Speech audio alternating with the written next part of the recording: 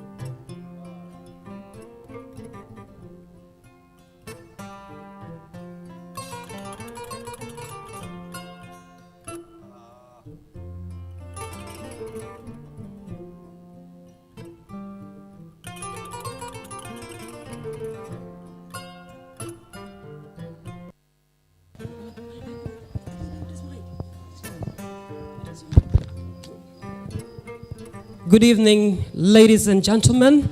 Thank you so much for honoring our invitation to join us this year on the 2020 Special GPU National Journalism Awards. It's special in a sense that it's holding in a pandemic. And of course, this is the first time ever the GPU National Journalism Awards, it's taken this format. That's the virtual format. And nonetheless, these strategies are employed by GPU and of course the National Journalism Awards Committee to ensure that there is no cancellation of this year's awards, and of course to ensure the safety of all attendees here as far as the coronavirus is concerned. So at this juncture, I would like to recognize the presence of the Honorable Minister of Information and Communication Infrastructure, Ibrahim Asila, all the special invited guests here with us this evening, and of course our sponsors, our distinguished nominees, and of course the rest of the media houses present here this evening to make this auspicious occasion a success. And just to let you know that I'll not be hosting this awards alone. I'll be joined on the stage by Mr. Sana Kamara. Sana is a member of the GPU Awards Committee. And ladies and gentlemen, please, a round of applause for my co-host, Sana Kamara, as he joined me on stage. It's good to see you, Sana. Thank you, Fatmata. Thank you. You would like much. to say hi to our audience before we start this proper event? Certainly. Good evening. It's an honor to be here today. It's rather unfortunate we are observing this night extra special circumstances thanks to COVID-19. But nonetheless, we can't afford to let this year pass without recognizing the courage, the sacrifices, and the excellent work of journalists in the Gambia. So that explains why we are here today. So ladies and gentlemen, you're welcome. Thank you, sir. Very well. And of course, we'll start this session with the norm that is known in this country, and we pray in our special ways. Please, just a minute.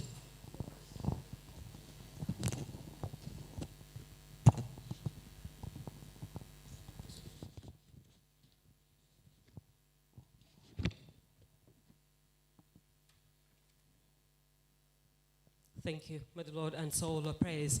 And we once again would like to welcome you here at the Salvador Caraba International Conference Center. They are the hosts for the 2020 National Journalism Awards. And of course, like I said earlier, this occasion is designed this way because of the coronavirus pandemic. We had decided to cancel this year's awards, but after consultation as a committee, we decided that the awards can't be canceled. We can set that pace, and we decided to hold it and for a minimum of 50 people. And as you can see, that is exactly what is here. Of course, some of our guests will be joining us shortly. And without further ado, we will start these awards by paying tribute to our fallen colleagues. We know the past year has been very difficult for the journalism fraternity, and of course these past months, these past weeks, where we have our colleagues who departed this world for eternity.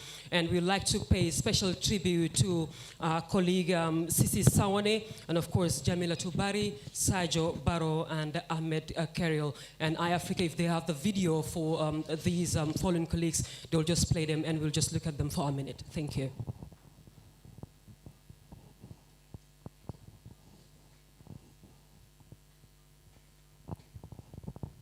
Africa, if we have that video, please, can we go ahead with that before we start the event proper?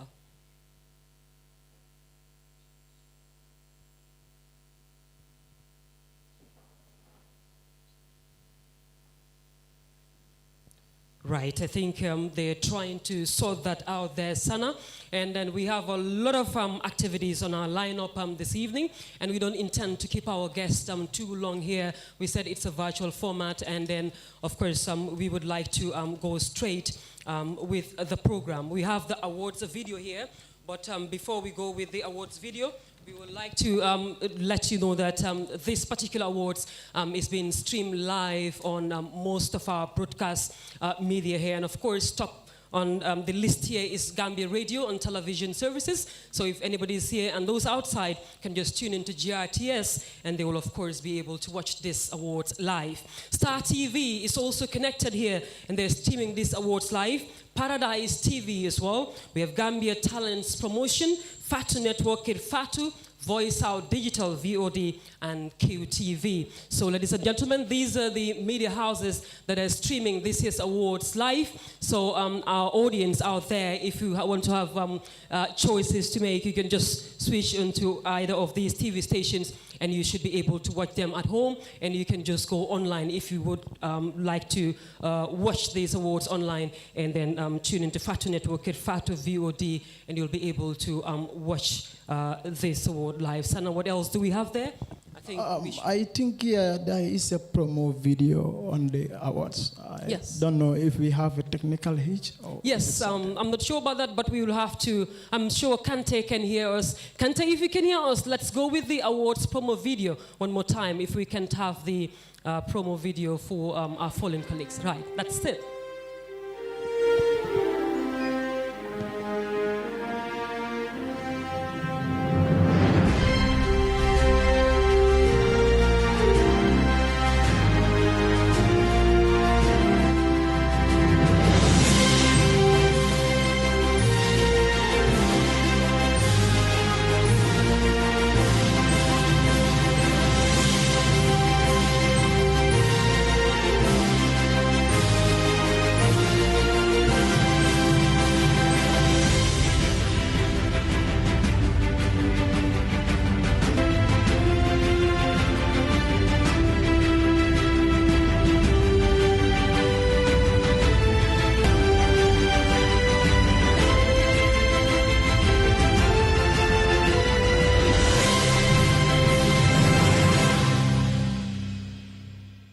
Applause to that.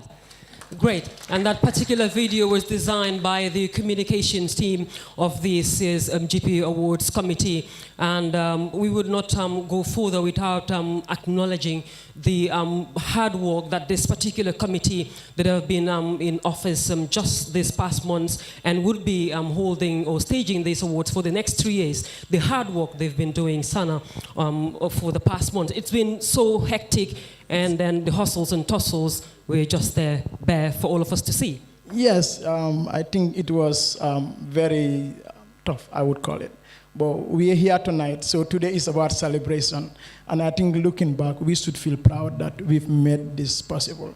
I'd like to make a special mention of our chairman, Mr. Demba Ali Jao, former Minister of Information. Please give you a round of applause. I'll also like to make a special mention of the vice chairman, Auntie Geneva Nyanjai. They've provided leadership. We are the young, but they are the leaders and they are our elders. We follow them and they steer the ship through the stormy waters to get us to where we are today. Right. So thank you very much, Auntie Jay and Uncle D.A. And not only Mr. Chairman and Madam Vice Chair, we also have other committee members here with us this evening. We have Mr. Esa Jallo, we have Hatab Fadera, and of course we have Teres Keta. Sana Kamara, of course, is part of the awards committee. Myself, we have other colleagues all the way in the UK. Salanjai, she is the head of the communications team of this year's award. We also have Lamin Sam Jaite, he is also part of this committee. Famara Fofana is also part of this committee. And of course, we have Madam Maimuna Sidibe, she is also part of this committee. And we have support staff Sana, we have Mami Saidikan, they've been very supportive, and Sainabu Drame, they've been assisting us at the GPU. Without them,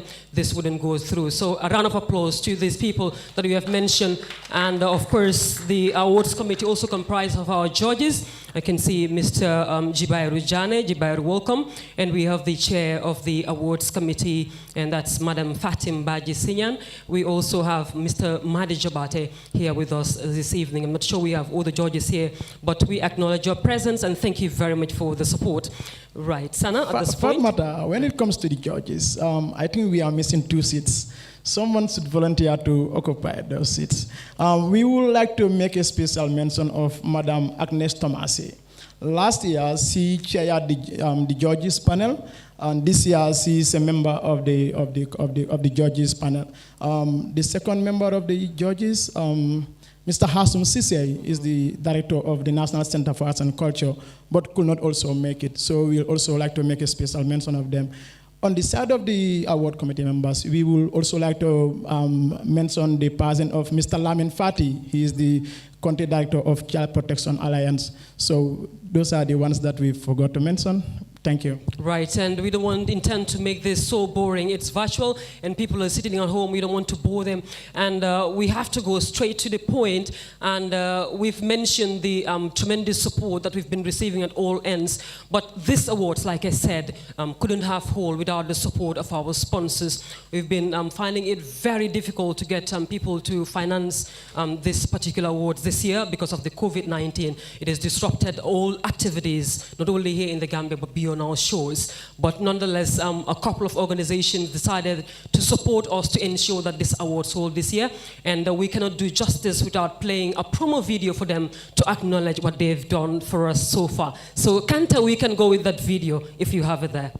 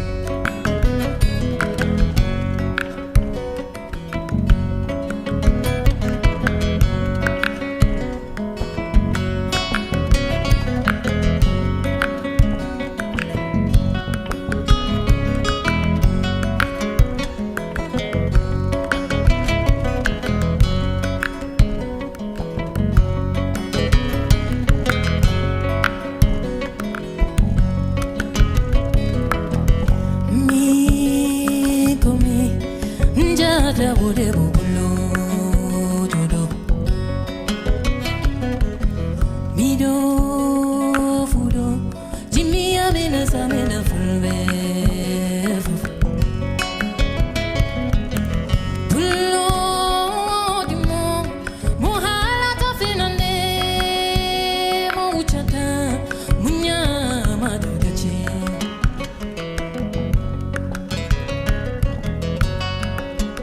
Kainako.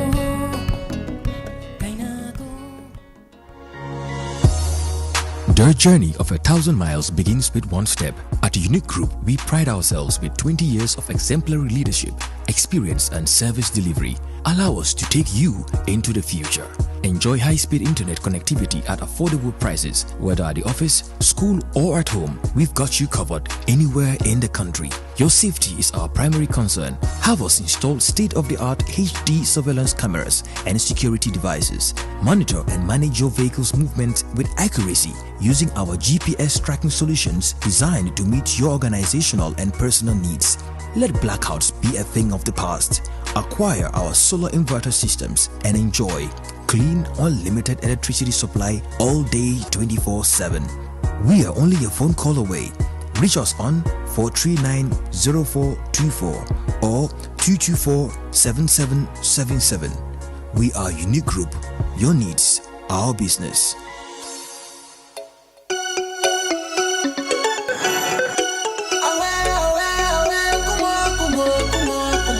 GT Flash. GT Flash.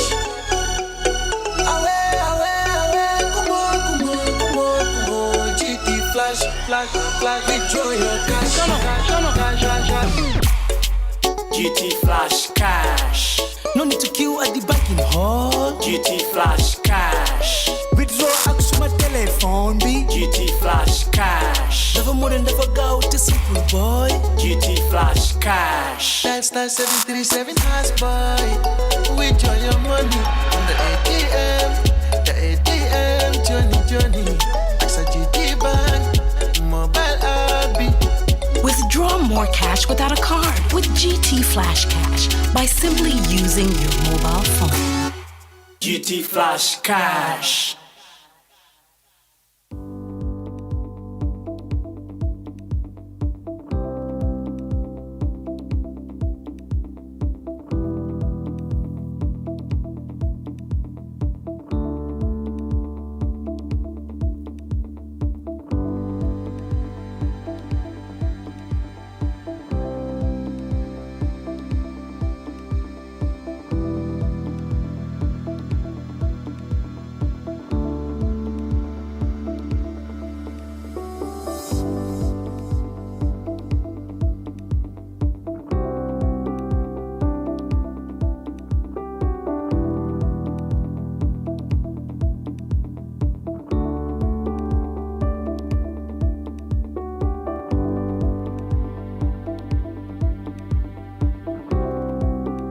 Shapoorji Pallonji is an 153-year young, not old, engineering and construction conglomerate. We have a dream to engineer a better planet. We have a dream for Africa to engineer a super Africa. At Shapoorji, our dream for Africa was born a good 13 years ago. At Shapoorji, we believe that Africa and India were born of the same seed. We believe that we have a lot in common and that we can develop these two continents to the mutual benefit of each other. Today, I can proudly say that we are in over 20 different countries in Africa. Our objective at Shapoorji is to enjoy customer trust and to deliver iconic projects on time.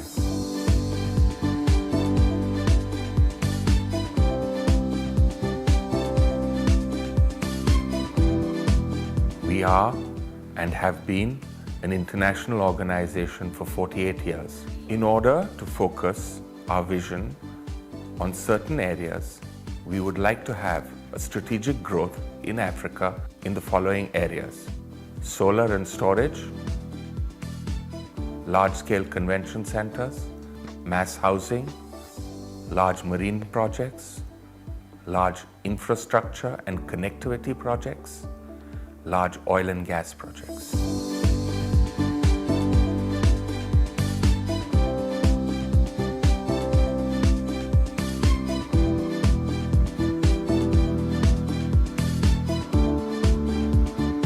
At Shapoorji, we endeavor to touch the lives of people in a beneficial manner in whichsoever country or geography that we put our foot into. We would like to come to Africa to enrich the social culture, the social fabric of the entire continent. We would like to come to Africa to enrich ourselves with the culture of the various different African countries. We plan at Shapoorji, we envision at Shapoorji, our focus at Shapoorji is to be in Africa for another 100 years. We would love to make investments in Africa and see Africa grow and grow together with Africa.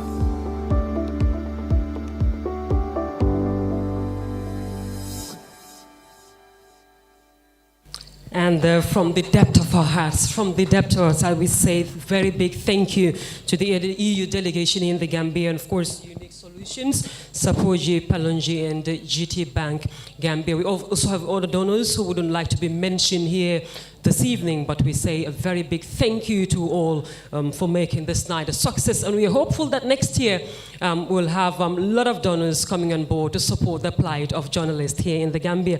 Sana, what do you have there next? We have on our program a statement by the Gambia Press Union.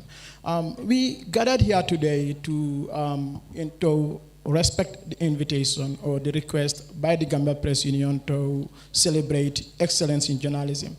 Now, that group is, it has a key position, I will call the position of the Executive Secretary, who is no other than Mr. Sekou Jammeh. Ladies and gentlemen, give 2 rounds of applause to Mr. Sekou Jammeh.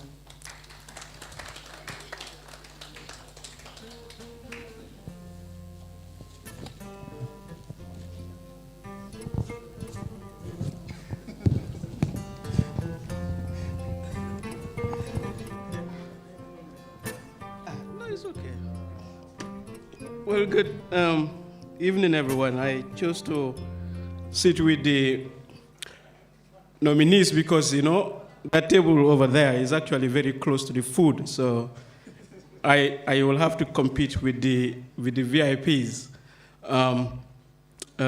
when food is served. Well, allow me to simply start on all the existing protocols because we have actually we've started quite late, and I will spare you the honorable this and honorable that. And usually when we have a meeting like this, there is so much of pomp and pageantry. And but for us as journalists, we never forget the fact that sometimes we come just out of warlike situations to come to places like this. So because of that, usually when we have gatherings like this, we tell everyone to please observe a minute of silent prayers in honor and memory of the people, our journalists who have lost their lives. And here we all remember people like Deda, we remember people like Chief Mane, Omar Barrow. So please, ladies and gentlemen, may I kindly ask that we all stand up and observe 1 minute of prayers in honor of our colleagues.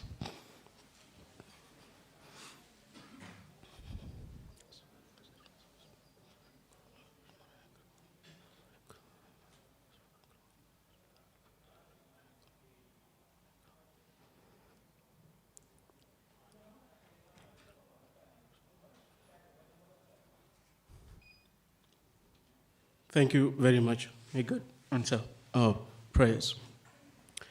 I will begin this speech by observing that there are some very important missing links here.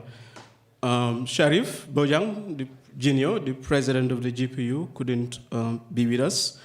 Let us wish him to have a wonderful reunion with his family in the UK, and he we pray that he travels back quite soon so that he will be with us physically.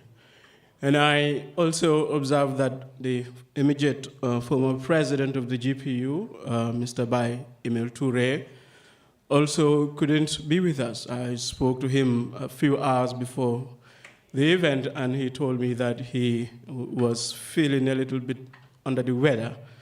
And I hope that we are all going to pray for him to have a speedy recovery. This is one man who has sacrificed so much for the GPU, really. Well, this award started in 2016. And in that year, actually, a lot happened. And that particular event, because that was when we launched the Code of Conduct for Journalists. And as I described it at the time, it was an important first step towards professionalizing the media industry. The code actually became a very popular document for the media. But also in that year, a lot of us seem to forget, that was when we actually launched a decade of the campaign for freedom of expression and access to information in the country, that the GPU was going to perhaps lead efforts to that. And I am happy to report that as I speak, I think we have the access to information law before the National Assembly. It is at consideration stage. Matter of fact, they have gone halfway into it. The last time we were there, I think they were trying to correct everything, including the commas. But then there is also a bill before the National Assembly that will effectively repeal sedition in its entirety, and it will also repeal criminal defamation. And remember, these are also some of the laws that we challenged at the Supreme Court, and the Supreme Court declared them as unconstitutional. But I'm happy the Minister for Information is here because he is also working on a bill to amend the Information and Communication Act, and with that, we are going to see false publication on the internet, which is actually the most obnoxious law we have, media law we have in the country. We will have that also repealed. So the decade actually, and in all this, the GPU has worked closely with partners, including the Ministry of Information, Mr. Silla and Honorable Silla, and before him, Uncle D.A., Honorable Uncle D.A. Was there, and then we worked with all these very fine gentlemen to get what we have. In 2017, there was New Gambia, so to speak, and the speech at the time reflected how we shared the hope that every Gambian had at the time that this new Gambia, actually, the foundation of it will be based on respect for press freedom, given the historical violations that happened in the country. I am not too sure whether we still have that hope, but then what we cannot perhaps disagree on is that what we have today is actually a great improvement on what used to happen in terms of the climate for journalists to practice. And the minister is here, and I think his presence here alone, not only as a minister, but once a journalist is actually in support of the efforts that are being done to make the country more friendly to the media. So in 2018, I basically expounded on why this award is important for the country and implored journalists to participate in it, and of course how it changed the media landscape. Because at the time we also see sometimes there are journalists like Mustafa Kedabo who will, at a particular time in a year, will go and say, I'm going to work on my award story. So they will dedicate that whole time to work on a story. It will be really so good because that's what they want to submit for the award. But that's the whole essence of the award. It is to promote excellence in this practice. It is to make sure journalists come up with stories that are so good and that make so much impact in society, really. In 2019, what I did was I simply wrote a prose in honor of journalists, the journalists, because I talked about the struggles that journalists face when they wake up in the morning and what time they actually wake up. They actually wake up. When they wake up, what do? How they go about their business, how they conduct themselves in the office. and what time they come back, and when they come back, what do they do when they sleep? This is the life of a journalist. What I wanted to portray at the time was to highlight the fact that we usually take for granted that the things that we see journalists produce usually come of really hard work and sacrifice. Sacrifice that sometimes lead to loss of life, like I mentioned earlier. Sacrifice that sometimes lead to breaking down of families, because it takes so much of your time. But this is the life of a journalist, and it's important in every nation that we respect these people, we support the work that they do. And Jiberu always like to quote a certain Pulitzer in the US who usually says that our republic and our press will rise and fall together. And that's how we want the people to see journalists. This year, 2020, which is actually certainly going to be my last award speech as GPU Secretary General, I just want to say thanks. I'm not going to declare another decade of anything, actually. I just want to return thanks because, it hasn't been an easy journey. When we conceived this idea of coming up with an award way back in 2016, we knew it was going to be difficult because we didn't have any experience in coordinating, in fundraising, and communicating an event of this magnitude. We didn't. But then we had to do something about it, and I want to pay special tribute to the staff of the GPU because they actually made this happen, and particularly Hadija, because see Hadija Jawara, can you please stand up so that everyone will see you?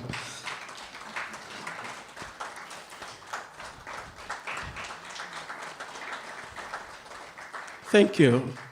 Yeah, it was really tough, and the first team of award committee members, led by Mr.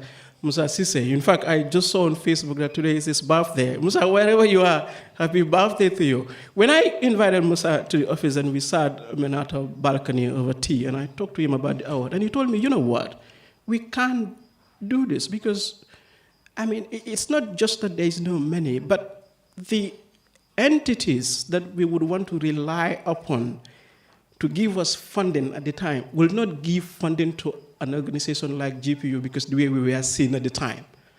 Because it wasn't easy with the government at the time. He told us, no one is going to give us money. Yet, he accepted the challenge, and then he mobilized his people. Welcome, Fadu Jan Sheng of Article 19. So he mobilized his team, and then they did a fantastic work. For 4 years, from 2016 up to last year, actually, they did an amazing, amazing work that led us to where we are today. But I also want to pay tribute to the judges. Over the years, we've had quite a number of them. And I, particularly on a day like this, I would like to remember late Uncle George Christensen, who was actually the first chairperson of the jury. And before we had this, 2017, when I think he passed, it was a very sad moment. And this was also someone who contributed so much to journalism in this country and to this current judges led by Fatim, my favorite actually. I say thank you. It's not an easy work because I think this year we had over 100 submissions. Newspaper clippings, radio clips, videos, and they had to go through every single entry and then make their decision on them. It's not easy, and we don't even pay them, actually, to do the work that they do. And to this award committee that we have here now, what I just want to do is to read here what the president of GPU actually would like to tell you here today, where I'm talking, that dear award organizing committee members, as we go out there tonight for this year's award night, I want to take this opportunity from the bottom of my heart and on behalf of the GPU executive to thank and salute each and every one of you for doing what was initially thought to be impossible. Since we set up this committee, you've been doing so much, you've given so much energy, expertise, and commitment to make this happen, and you win. Therefore, there couldn't have been a better bunch of people to keep our hopes alive and make us proud. The Gambia will tonight celebrate the winners and those shortlisted for the different awards. But personally, I celebrate this organizing committee for your dedication and amazing efforts to get us here. It was a tough process and a journey, but you prevailed. For that, the GPU and the media fraternity are grateful. So thank you very much for everything. And I'm so after the awards, when the doors of the venue close and you all go home, you will look back at the past few months of this struggle with fond memories and satisfaction. We are all indebted to you, and we celebrate you. And now you go out there tonight and enjoy the fruit of your labor. That's from Serif Bojan Jr., the president of GPU, to this award committee headed by Mr. Demajao. Mr. Demajao, Auntie J, thank you so much, Therese. Esa Jallo, the most disciplined Gambian, as decorated by Watson Gambia. Hatab, thank you all so much. But I also want to pay tribute to the sponsors, because over the years we've not been having sponsors, except the fact that 2017 we had to have funding from ONDEF. And that was because ONDEF came in because, it was not essentially in support of the award, but World Press Freedom Day. Typically, we don't have funders supporting events like that. But this year, look, I danced when it was announced on the WhatsApp group that EU is coming up with a big package. I was dancing in my office, actually. But thank you so much to the EU. Thank you so much to MH Group, Fatima Jallo, and your team. Thank you so much to Saproji. Thank you so much to all the people, including GT Bank, that have supported this year's award. But my final thanks will go out to the journalists for the trust and confidence in us and this process. I mean, I know it has not been easy. There are perhaps some misconceptions out there still, but you continue to trust this. You continue to participate. So for that, I say thank you so much. Particularly for me too, it's been an honor, really, serving the Gambia Press Union. So I thank you all so much. Thank you. All right, thank you so much, Sekou Jame, for those remarks there, and thank you so much for reminding me, because earlier we had mentioned the EU delegation to the Gambia Unique Solutions, GT Bank, and of course, Apoji Palonji. They are not the only ones. I'm sure that's an oversight. We also have MFH Group here. Sunike, thank you so much for sponsoring this year's award. And we also, if you regularly apply that route, the Caraba Avenue in Westfield, you would have seen our billboards there. They were designed free for us at no cost by Rafija, and we definitely acknowledge his support, and a very big thanks goes out to him. And of course, GPA, they've also supported this year's award. We are really grateful, and thank you so much. Like I said earlier, we would like to see more sponsors coming on board next year. And Sana, at this juncture, we would also have another statement by the chair of the panel of judges, Madam Fatim Baji Sinyan. Of course, these people have been working so hard. They've been working remotely. And because of the COVID-19, they couldn't gather as such, and then each of them were working in their respective homes. It was really challenging, but at the end of the day, they've delivered to the best of their ability to ensure that the award becomes a success. So ladies and gentlemen, a round of applause to, all right, Jibairu Jane will be stepping in instead of Fatim Baji. So Jibairu, welcome on stage.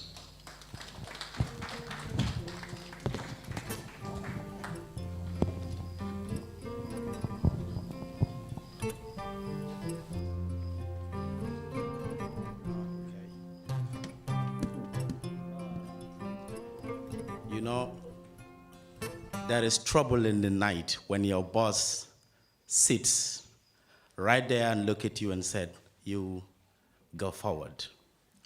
and I do hope it is a trouble worth the trouble. Without much ado, we wish to recognize the chairperson of the National Journalism Awards 2020, fondly known in the media as Uncle DA.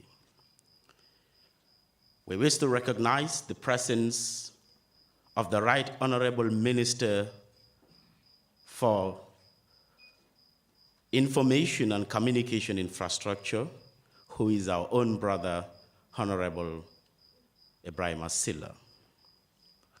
The Secretary General and staff of the Gambia Press Union, nominees for the National Journalism Awards 2020, distinguished invited guests, all other protocols duly and respectfully observed. Good evening to you all.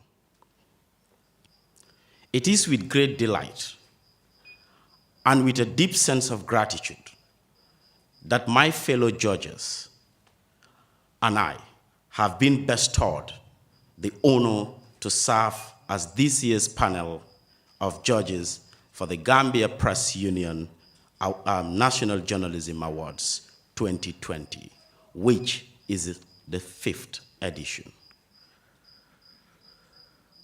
Indeed, we are very much aware of the enormous task placed on our soldiers, given the fact that ultimately it is our decision that determines which journalists and which stories get the national recognition.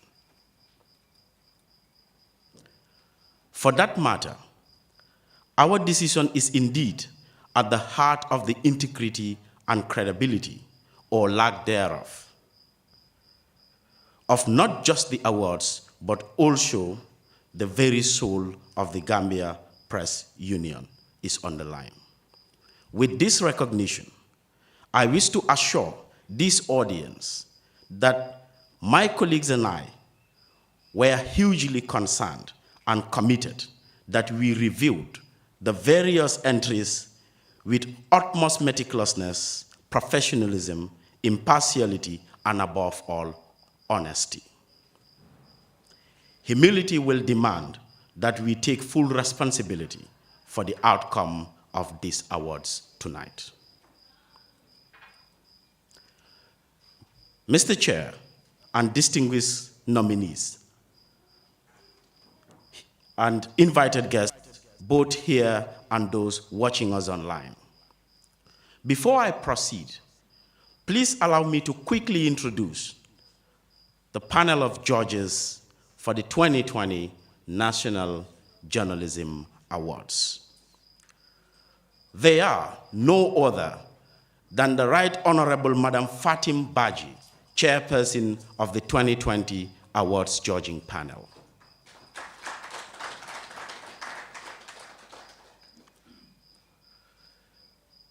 Journalist himself, media trainer, human rights activist, social commentator, his name as controversial as he himself may be. But Honorable Madi Jabate is a member of the judging panel.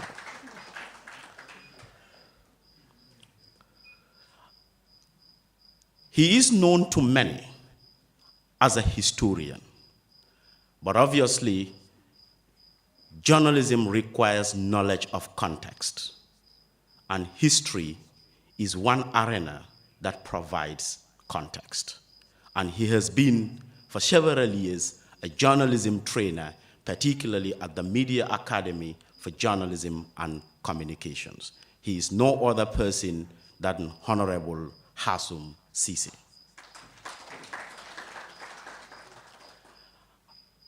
A practicing journalist herself,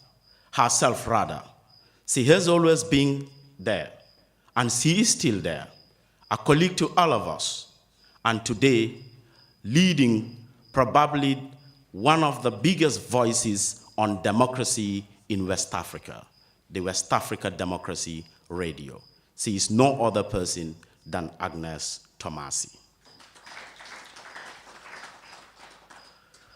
Last and not the least, do I need a recognition? I don't think so. Myself, Mr. Jibairu Jane, the student in the awarding committee, so you can understand why my boss this evening assigned me this task. Mr. Chair, at this juncture, allow me to highlight briefly the importance of awards of this nature, which is not new, both in the Gambia and around the world. I am sure we are all aware of the Pulitzer Prize, an award created in 1917 in the United States that recognizes achievements in journalism and other fields. There is the world-famous Nobel Prize, created in 1901, and as well as the Grammys, which first made its award in 1959. Of course, not forgetting the popular CNN Multi-Choice Awards, among others. All of these awards, Mr. Chair, distinguished invited guests, just like the GPU National Journalism Awards, are meant to not only recognize achievements, hard-working men and women in their various fields of endeavor, but by so doing, also provides visibility and appreciation of the hard work, initiative, and perseverance of our journalists. But much more than that, the award is also giving inspiration and encouragement to all journalists to challenge oneself in order to improve and excel in what you do. The importance of such award is that it provides overall popular appreciation and support to the media as a whole. It brings out their work in the public domain to show the ordinary citizen the great effort that journalists do in fulfillment of their traditional and constitutional roles of informing, educating, and entertaining society. Therefore, as judges, we wish to urge all journalists, first of all, to embrace these awards as a demonstration of their very own work. Having said that, Mr. Chair, nominees and distinguished invited guests, and of course, our viewers around the world, allow me to now share with you a few observations gleaned from the judging process of the GPU National Journalism Awards 2020. The panel of judges, as I earlier stated, comprise 5 members, who include news professionals, former journalists, and journalism educators that have among them several years of experience in various fields of journalism, media, and training. They know what outstanding journalism is, but also appreciate the challenges that journalists encounter and obstacles they must overcome to produce good work. Therefore, in judging the entries, they combine their sharp eyes, critical mind, and compassion as people that have been in the trenches themselves and are passionate about good quality journalism. The panel received and assessed over 100 entries in 13 categories, namely Business and Financing Reporting Award, Sports Reporting Award, Environment Reporting Award, Health and Medical Reporting Award, Women and Children Reporting Award, Agriculture, Legal Affairs, Human Rights Reporting, Special COVID-19 Reporting Award, Migration and Human Trafficking, Community and Rural Radio Reporting Award, Investigative and Features Writing, and of course, the icing on the cake, Journalist of the Year Award. We selected the winning entries based on accuracy of the information, initiative, originality, clarity of interpretation, storytelling ability, public benefit, or impact of the story on society, audience engagement, innovation, and the journalist's writing and creative flair. I would like to assure all journalists that participated in the competition that we read, watched, and listened to each and every single entry carefully and thoroughly and assessed your work with the scrutiny and rigor that is expected of the most anticipated journalism awards in the country. I would now like to draw your attention to the panel's main observations from the judging process. Of course, it's a good day today, and we will begin with the strengths. We noted that there has been a general improvement in the quality of work that journalists submit for the awards over the years. It is evident that journalists are aware of and capture the issues, even when they fall short in delivery or reporting techniques, as I shall elaborate later. Secondly, the stories entered in the investigative reporting category demonstrated that journalist aptitude has improved in this area. In particular, the entries in this category showed a good level of enterprise with evidence of relentless courage, commitment, and initiative, as well as good interviewing skills. Third, radio entries across the categories exhibited the best effort to go to the extra mile to air colorfully reported stories. The vibrancy of many of these reports show a breath of fresh air in this important medium. This is not to say that the print has been left behind. There was visible effort by print journalists to use techniques in packaging their stories, and this was noticeable across all the categories. I would now like to quickly highlight some of the shortfalls that the judges observed, and this is where the journalists ought to pay significant or close attention. Declining quality. Despite the improvements noted above, the judges agreed that there was a need for general improvement in the quality of journalism, at least going by the entries submitted this time around. The panel identified the following shortcomings as possible reasons for this decline. 1, depth and insightful reporting was largely lacking. Indeed, many entries revealed a lack of understanding of the subject or topic about which the journalists were reporting. This resulted in the so-called he said, she said kind of stories that are not much of benefit to the audience and society. Related to this was shallow coverage. There was a repetition of story idea, and the scope of issues were narrow. This might be indicative of limited knowledge, lack of curiosity, or a nose for news, and a poor reading culture among our journalists. Lack of enterprise. There was a stark lack of enterprise reporting. Enterprise reporting involves journalists digging up stories on their own, as opposed to relying on press releases, press conferences, workshops, or policy cases, courtroom proceedings, or generally conferences. Enterprise reporting goes beyond merely covering events. It explores the factors shaping those events, and this is where journalists determine originality of their stories. Sourcing. Sourcing is also a basic facet of journalism, yet it did not seem obvious to several journalists. Telling from the entries, diversity of sources remained critically short across the board, with some stories using a single source or few and sometimes insignificant sources. Even where journalists use multiple sources, they generally failed to present a diversity of voices. Balancing stories to give all sides an equal opportunity to respond did not come naturally to some journalists. Editing. The quality of a number of entries left the judges wondering about the efficiency of the editing and gatekeeping roles in journalism based on the stories that made it to publication.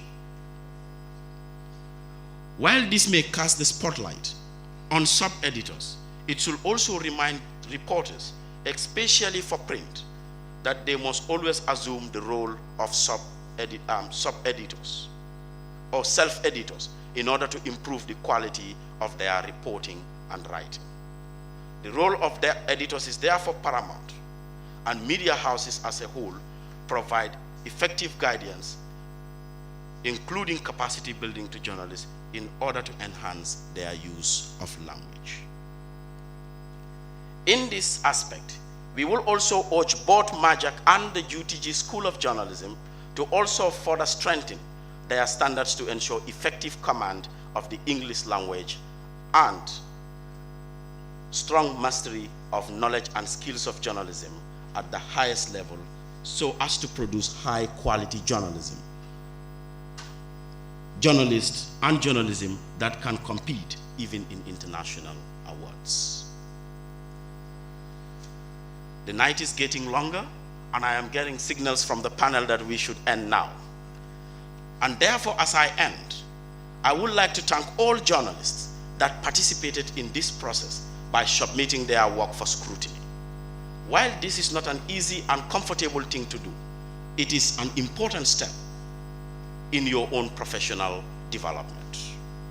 As judges, we wish to therefore thank all those journalists who have submitted their stories for the award. We give special thanks and congratulations to those who were nominated. Our heartfelt congratulations indeed go to the winners in this year's Gambia Journalism Awards. We are also grateful to the National Journalism Awards Committee and all partners of the GPU for the support and commitment to training of journalists and ultimately to strengthening journalism and the media in the Gambia. As people that have interacted with journalists at different points in our careers, either as editors, trainers, or peers, we the judges sincerely appreciate the investment and interest to see journalism in this country improve. On behalf of the panel of judges, I congratulate all finalists and wish you the best this evening and in your careers. To the journalists that will emerge winners, your hard work has been well recognized. Please keep it up. Strive even harder. On behalf of the chairperson of the panel of judges, we thank you and have a good evening.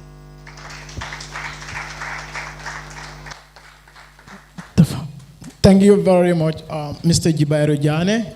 Jibairu was one-time executive director of the Gambia Press Union. Ladies and gentlemen, the night is going away, it's fading, and there are still a number of speeches to be made. Next on the list, we will call no other person than the chairman of the awards committee, Mr. Demba Adijao. Give you a round of applause for him, please.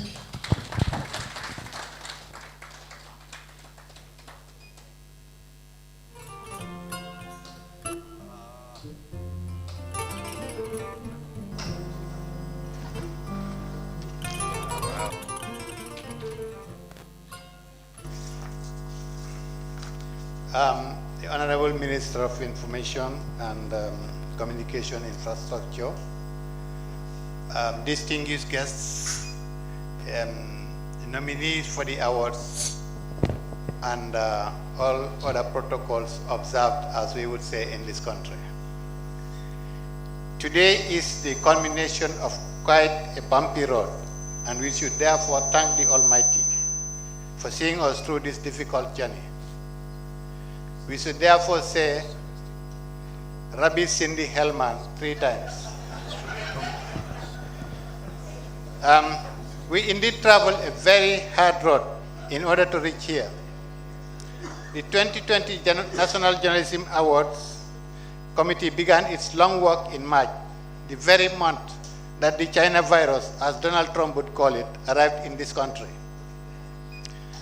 Therefore, as we were trying to find our level as a committee, it coincided with stringent measures being put in place to curb the pandemic, culminating in the imposition of a state of public emergency.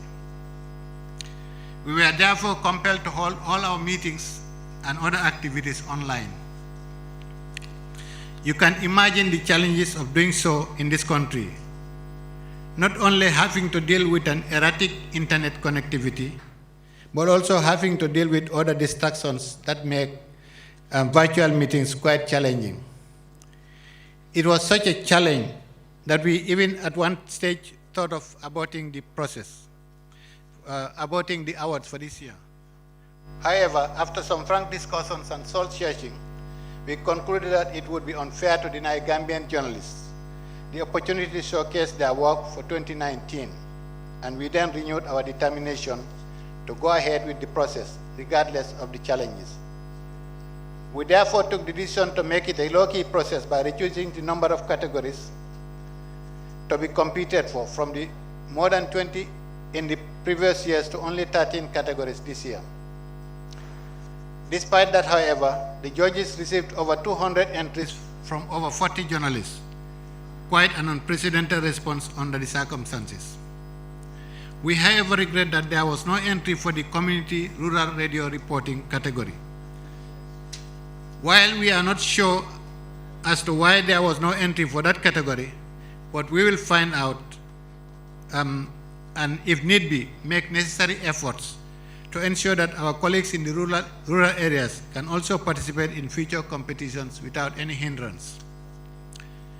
To give you a short anecdote of the type of distractions we have been confronted with, for instance, I hope he's a bit far away. Sana Kamara, a member of the committee, most of the time, for whatever reason, would choose a noisy spot near the Brusuri turntable during our virtual meetings, and with the background noise make communication with the rest a bit difficult.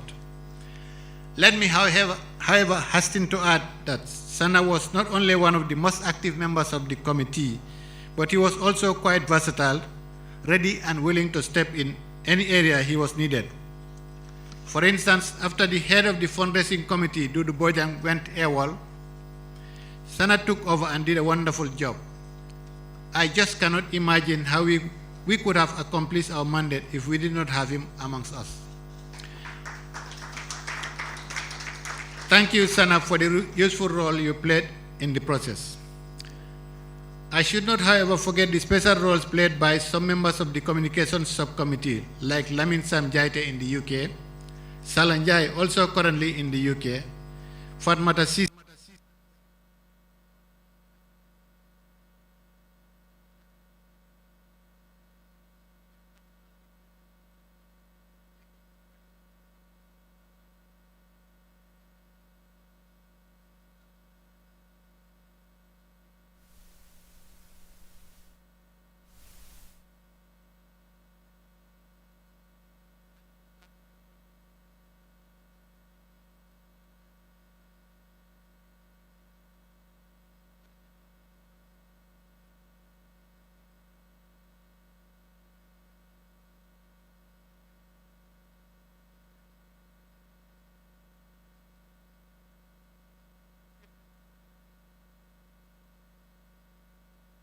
We also had others like Hila Kodera, Fabaro Fufana, Lamin Fati, Teres Keda, who all participated quite effectively in the process. Of course, all the other members of the committee played their part with various degrees of participation according to their ability and time available. Probably those members who could not actively participate in the process have had very good reasons for not being active, but we still value their commitment to the committee. We also appreciate the positive role played by the GP Executive and Secretariat. They created the right atmosphere for us to operate and gave us all the moral and material support that we needed to carry out the task.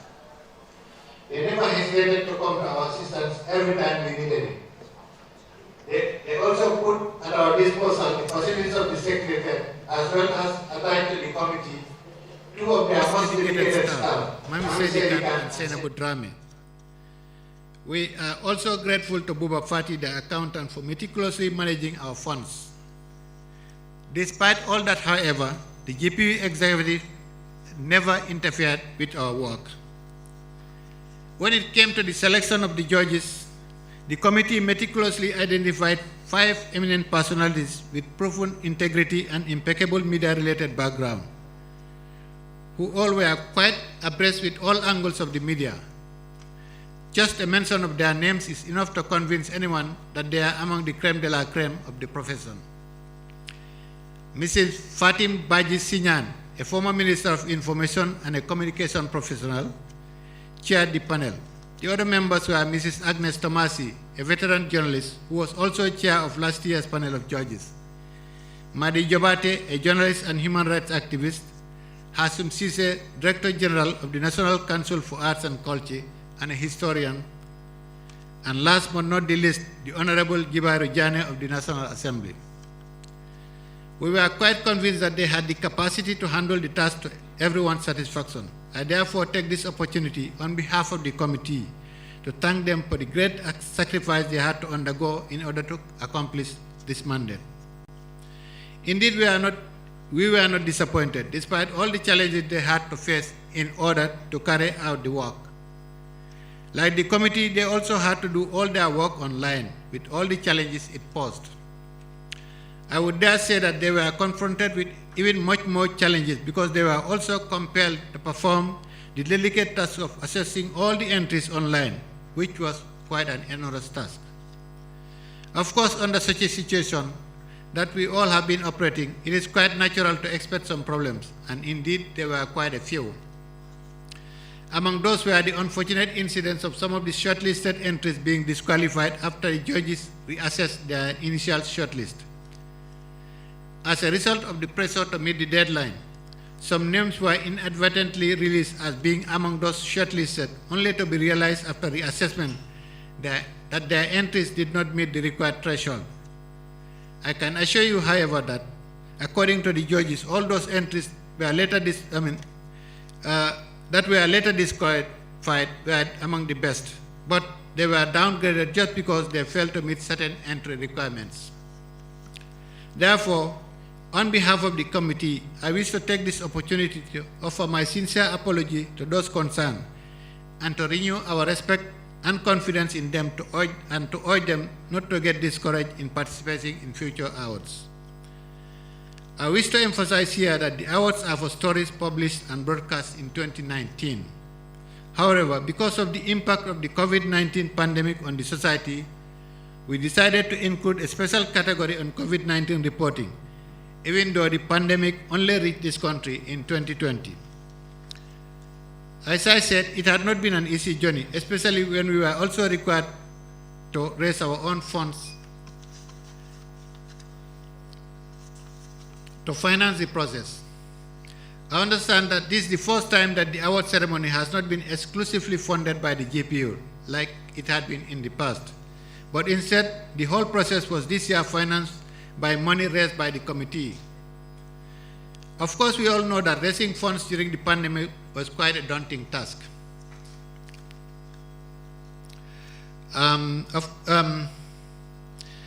Considering the fact that the national economy was badly affected and most businesses were negatively impacted, particularly the hotel industry, who had been among our traditional partners in this endeavor.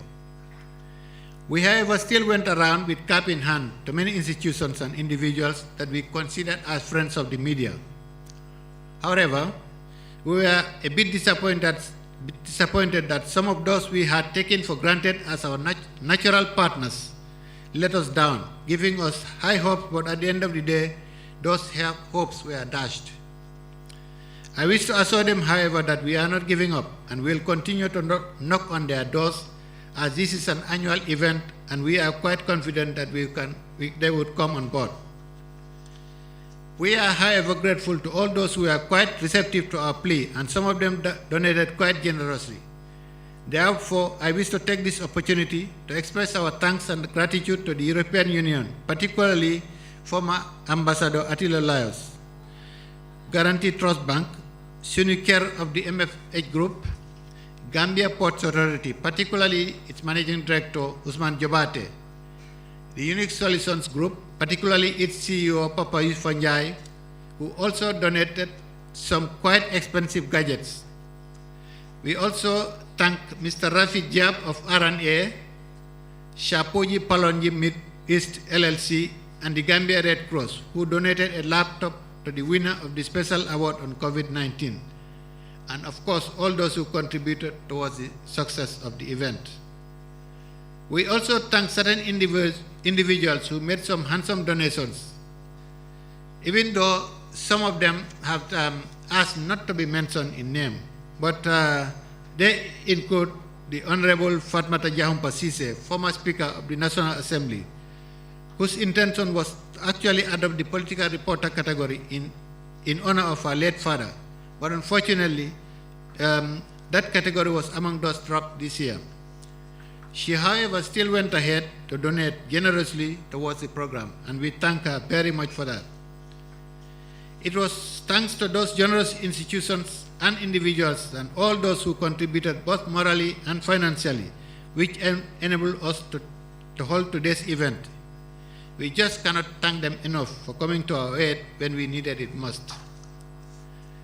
These annual awards are meant to honor our journalists who are working quite hard to provide us credible news and information, and in the process contribute quite positively to nation building. Therefore, it is our collective responsibility to participate in ensuring the success of the process, rather than seeing it as an exclusive GPU affair. We particularly expect media houses and their heads to get involved and take ownership of the process. It is meant to honor Gambian journalists, and that is our collective responsibility, rather than leave it only to the GPU. I also wish to take this opportunity to congratulate the awardees, both those who have taken first position and the runners-up, as well as those who submitted entries. As far as we are concerned, they are all winners, and indeed, all those who participated in the process are winners. However, without letting any cat out of the bag, I also wish to take this opportunity to congratulate the two personalities nominated by the GPU for the Press Freedom Award, whoever they are. I have no doubt that the awards are being given to deserving personalities. On behalf of the committee, I also wish to thank iAfrica TV for taking up the challenge to live stream the event at a very reasonable cost. I also wish to thank all those other media houses that had agreed to partner with us in this journey free of charge. They include GRTS, Star TV, Gambia Talents TV, and Paradise TV, and we as well as Fatu Network and Kerfatu. We are quite grateful to all of them for the immense support.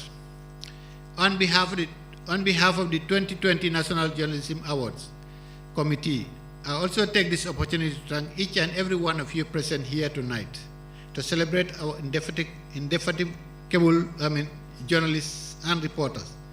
That, of course, includes the Honorable Minister of Information and Communication Infrastructure, Ibrahim Asila, for accepting to grace the occasion as our guest of honor. Finally, I also wish to thank the Sir Dawda Kairaba International Conference Center for putting this impressive edifice at our disposal. So I thank you all for your kind attention. Thank you very much, Mr. Demba Alijao, the chairperson of the National Journalism Awards Committee, and it's been an honor working with him. Although he has been finding it very difficult, see, Mr. Chairman, when it comes to virtual meetings, he's not a fan of that. When we say virtual, Mr. Chairman will be like, is it live? And when you send a lot of files on the WhatsApp page, he'll be like, he's lost. And Sana will be like, where is his glasses? He really struggled. But thank you so much. We appreciate the time. And this juncture, we will not like to keep you further here. I will call on the Honorable Minister of Information and Communication Infrastructure, Ibrahim Asila, to deliver his statement. Welcome on stage, Honorable Minister. A round of applause for the Honorable Minister.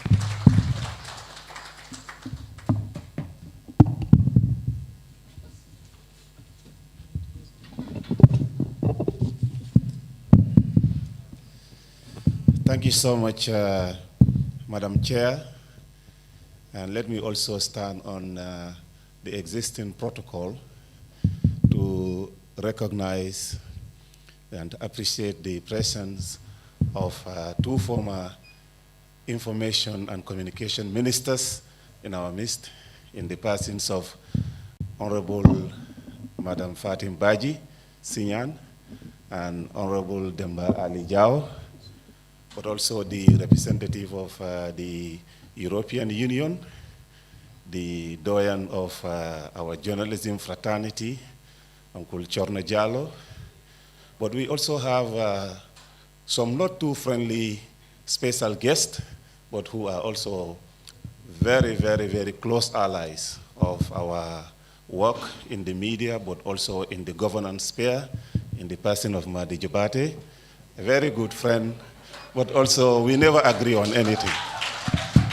I want to recognize and especially thank Mrs. Fatou Diagne Senghor, a very good friend of the Ministry of Information and Communication Infrastructure, who has sponsored and also facilitated the putting together of a number of important policy documents relating to the enhancement of the work of the media in this country in terms of putting together the policy frameworks for the repeal or the process to expunge from our statute books some of those bad media laws that we have here. They did a lot.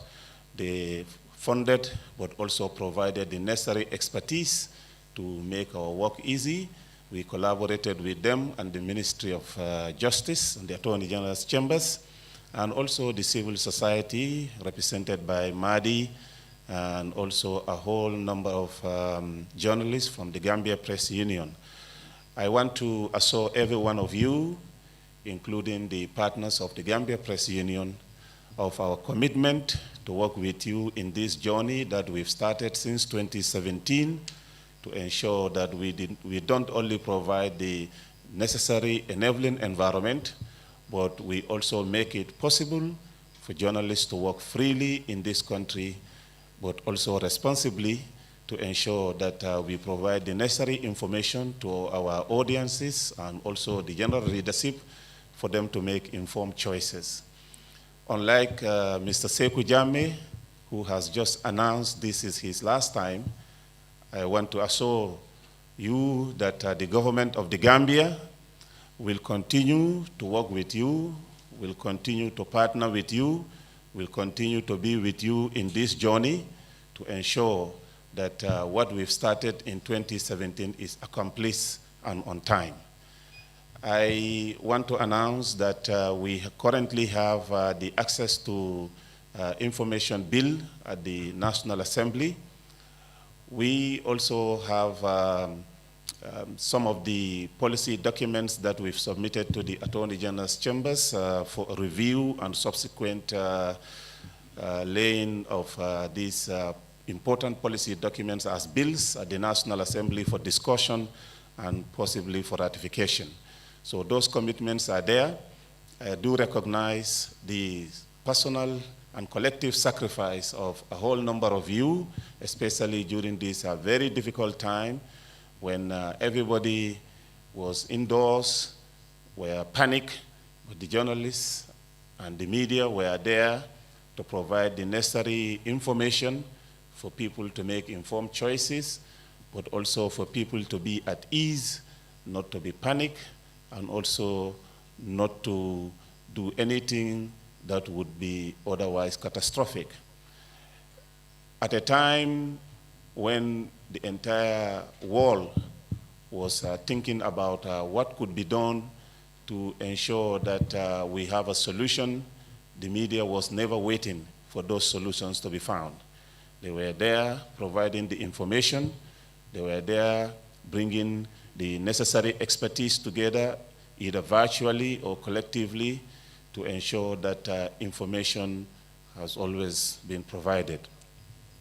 I want to assure you that the government of the Gambia, especially through the Ministry of Information and Communication Infrastructure, has recognized the important need to add to our work the essentials of ICTs, and we will continue to work with the Gambia Press Union to make some of these easily available to the media so that you can do your work in an environment of safety. COVID hit the media hardly, I know, not only in terms of finances and your work, but a number of our colleagues were also infected, and were exposed. And we've all learned some great lessons from this, and that is why the government recognized the need to help ensure that digital infrastructure is rolled out, and the media can use some of these facilities to do their work effectively.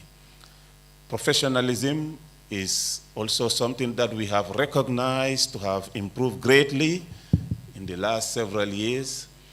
Journalists dared to report and report objectively, even though in some cases we may not agree on the product that is produced. But one essential thing that we have recognized is the professionalism of the traditional media in this country. We have seen journalists becoming too excited, but also eager to do their job professionally. That notwithstanding, we have also seen some lapses, but we have also seen editors taking ownership of some of those errors and mistakes, and we have seen great improvements. I think together, this is important that we work as a team and family for the greater benefit of the people of this country. No matter what, the truth should not become the casualty, and the people of this country should not suffer the biases of our individual opinions in whatever we are doing. We will continue to provide that enabling environment. As you all know, the Ministry of Information and Communication Infrastructure and also the Office of the Spokesperson of the Government of the Gambia always available to provide the necessary information and clarity. We do have our weekly press conference, but we also appear on a number of platforms, all as part of efforts to ensure that information is available. We have appointed communications officers at all the ministries in this country to make sure that journalists who want to get information would not have to be going through this unnecessary bureaucracy. All those that are appointed are practicing journalists, and they understand your frustrations and your difficulties that you used to go through. We also want to put one thing on record, that as a government, we know that the best way to run effectively in a democracy is to be open, but also to adopt media-friendly laws as part of benchmarks to enhance our democratic process. That's why when this government came to power, we worked with the critical stakeholders, the Gambia Press Union, the civil society organizations led by Tango, Article 19, and the Media Foundation for West Africa, and the Ministry of Justice, to ensure that we do a depth review of all the laws and legislations that govern the work of journalists and the media in this country. That work came out with some important outcomes, and those outcomes have actually, have been used to help and guide us in ensuring that we have a legislative framework that can help and guide our work. One thing that we should never compromise is our commitment to professionalism, our commitment to truth and truth-telling, our commitment to reporting in good faith, no matter our individual opinions, and also our perspective on some of those issues. New innovations are also coming up in the media that were never available to us in the last 22 years. For some of us who have had the opportunity of practicing the trade in the First Republic, in the Second Republic, we have now seen journalists taking investigative journalism very seriously.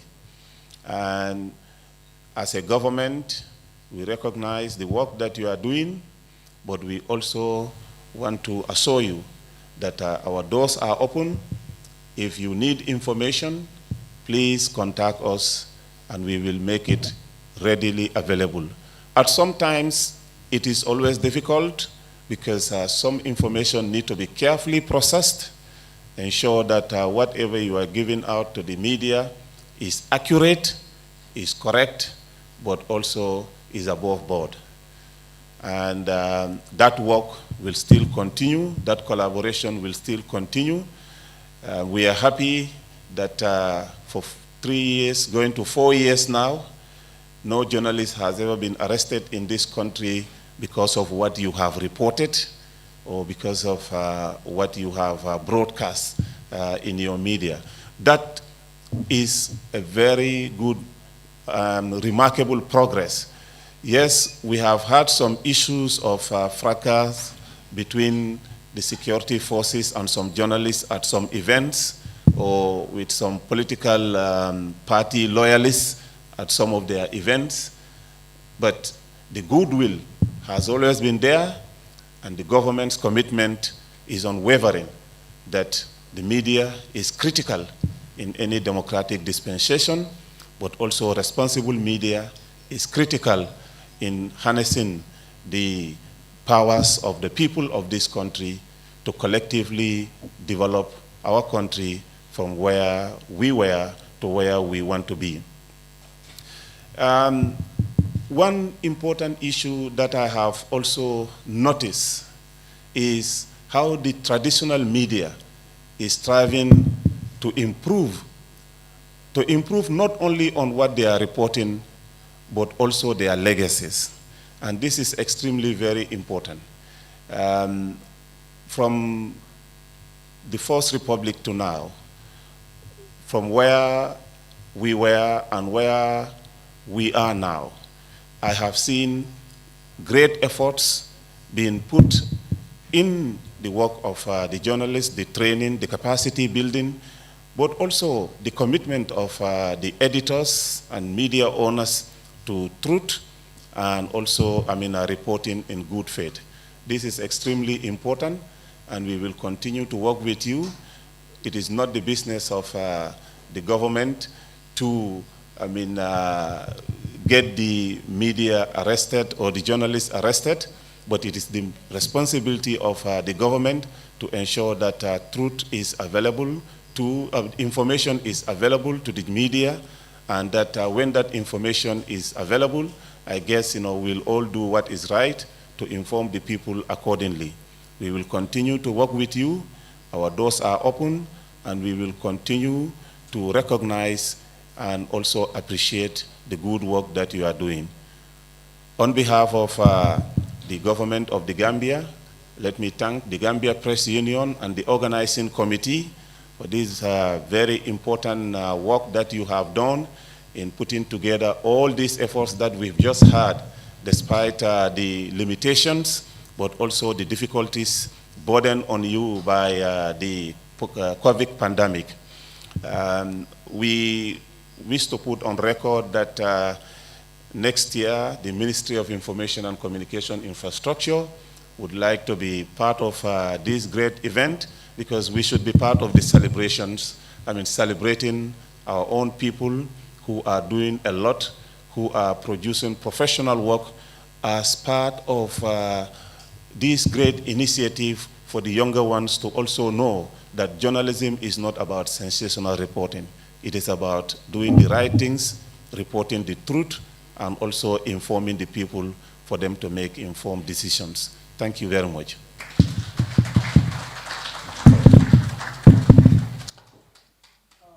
Thank you very much, Honorable Minister of Information and Communications Infrastructure. I think your presence here today, it's a testimony of the goodwill that the government has towards the media. The night is getting a bit boring with a lot of speeches. Farmada, what do we have next on the program? I can see Jahate getting bored and beginning to doze off. I think probably he needs to wake up. Tell us what we have next. All right, my favorite quote, I think this is where we'll wrap up this edition of All the Speeches.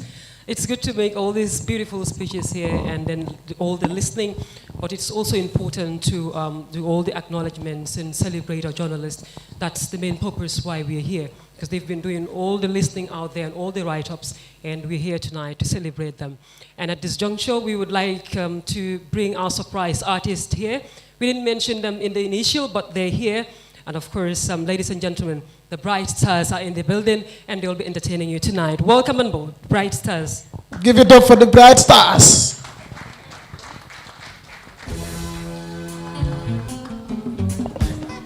It's Jill Life Music. Diga muda. Ngai ekonibe kawala kurola borola. Kana la mafete nyala. Kari sei besiring ya karfeo bula molda. Mol barara nyin karfeo la. Almambara. Ongul. Assalamu alaikum. Ngalo konton dam kar sei dimita. All right. Bright Stars? Just a moment. No problem. All right, just a moment. I just want to make this quick announcement while we have the Bright Stars entertaining us here. I'm not speaking on my behalf, I'm speaking on behalf of the many others here who are hungry at this moment. So we'll start with the high table. They can just slowly go towards the dining table there and get their dinner, just the high table, and then the others will follow suit while the Bright Stars are entertaining us, and we will do that accordingly. Thank you so much. Thank you so much. Bright Stars also has one policy. But before that, we have one policy. When we are performing, people don't eat. Yes. Exactly. So we move. Please, high table. We just perform first, then we eat. Uncle, how is the light situation in your areas? Mungi fine? Huh? It's normal. It's not normal? Huh? Mungi on and off? Well, okay, let's just feel this one.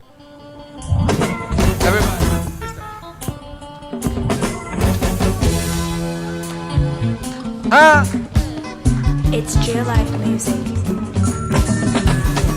Now we're in the light, lend them back. In the light, lend them back. Now we're in the light, lend them back. In the light, lend them back. Alright, Baba Tilbo. So we all understand the current situation and why this place is in fact limited. I know some journalists might be seated out there and would have wanted to attend this gathering, but they can't because of Corona. So we'll just give you Corona, and then we'll allow you to go and eat, and then we'll come back and do our special performance that we have for this gathering. Let's go with Corona. Coronavirus. That doesn't mean the passing has it nice. But Back on start, then back on play. coronavirus. Correct sound system is very important. This is a true story. Coronavirus. Once you have it, it can be transmitted from one person to another through direct body contact and respiratory droplets like coughing and sneezing. What are the preventive measures? Listen attentively. Lu tuuti lu bari wut si corona volume. Coronavirus lu law la. Jangoro bi ak a déggal boppa. Nga la jox ma sa noppa. Madi jabaate corona ya ma dégga. That doesn't mean the passing has it Ndeysaan. But if you're sneezing or coughing, cover your mouth and nose with a bent elbow or use tissue paper and dispose immediately after use. Corona amul frontière mun na ñay si sa palanteer. Corona xamul nit ku ñuul. Corona xamul nit ku weex. Wash your hands with soap and then remain pure. Protection is better than cure. Aliwali nga kele ne ñu xeex corona. Waren corona. Onankari corona. Law juju de mayo dane yesoma. Potato tirjunga mayo nena korema ego corona yo corona Makano nintoto tisoli woni soto ni asude fato akade yeltere faye 1025 kumani tikana zilala sasa kurumba Badingol Yotolanda malu tema. Kebu na jadigral to. Fonsa fantangandino. Nyukuran kesola. Ikafomie coronavirus. Almulinga kele corona. Nenyo he corona. Waren corona. Ona kari corona. Alaji wallahi billahi ke coronavirus. Anapatem no nya karini tankarage pasenti. Ligo. Osuna corona karide. Ona medema. Osuna me karangundi. Ona medema. Corona ada surun jarabi. Corona. Ono kipunyanke. Corona ona gaya ona panki. Corona can be on. Corona can be on any surface. If you touch, please don't touch your face. Because Corona don't care at all. It doesn't care if you American. It doesn't care if you African. It doesn't care if you European. It doesn't care if you sneaking sleeping. COVID-19, it doesn't care if you sleeping. All right, thank you. So we are coming back for the special performance. Now you can go and have your dinner. Thank you so much. Thank you.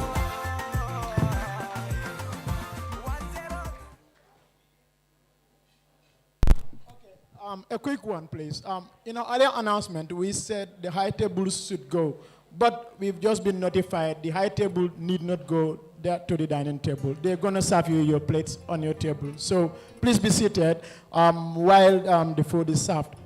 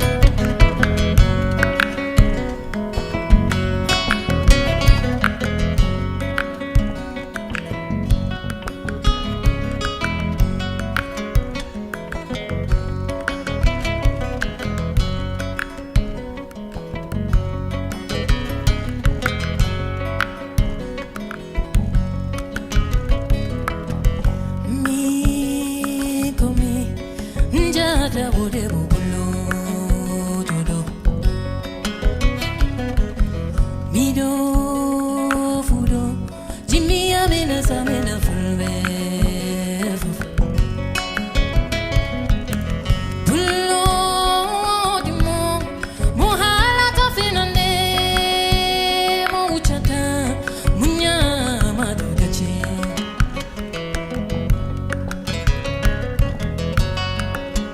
Kainako.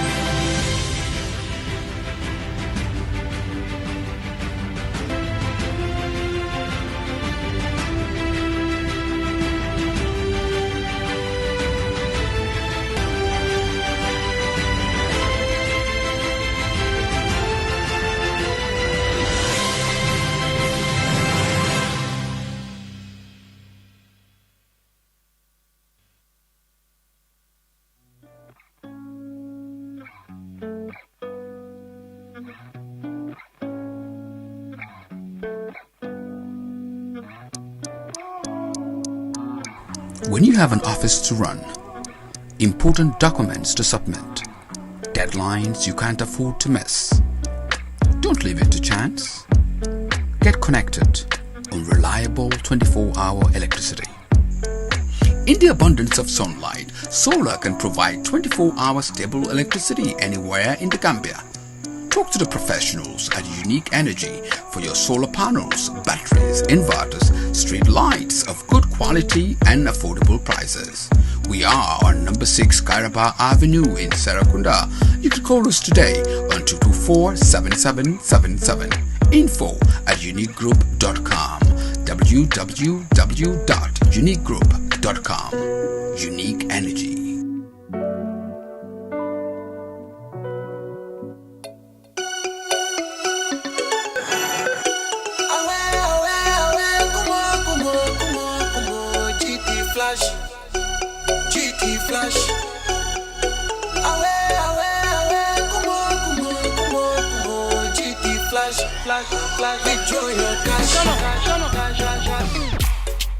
GT Flash Cash. No need to queue at the banking hall. GT Flash Cash. Withdraw action my telephone be. GT Flash Cash. Never more than never go to simple boy. GT Flash Cash. Dial *737 hash boy. Withdraw your money on the ATM. The ATM Johnny. Axa GT Bank. Mobile Abby. Withdraw more cash without a card with GT Flash Cash by simply using your mobile phone. GT Flash Cash.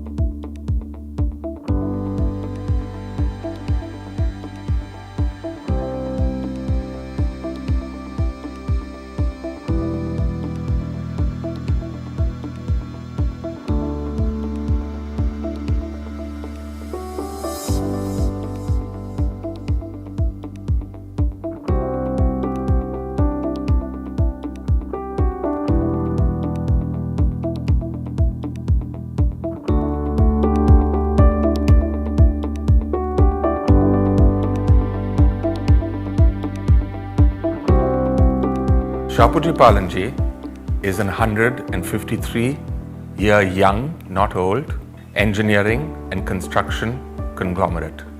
We have a dream to engineer a better planet. We have a dream for Africa to engineer a super Africa.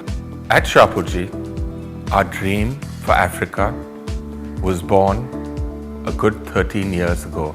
At Shapoorji, we believe that Africa and India were born of the same seed. We believe that we have a lot in common and that we can develop these two continents to the mutual benefit of each other.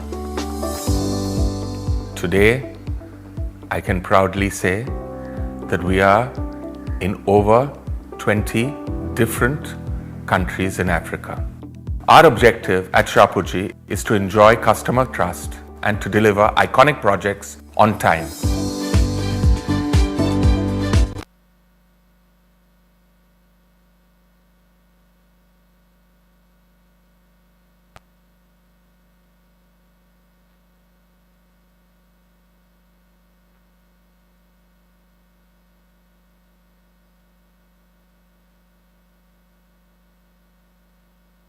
Following areas: solar,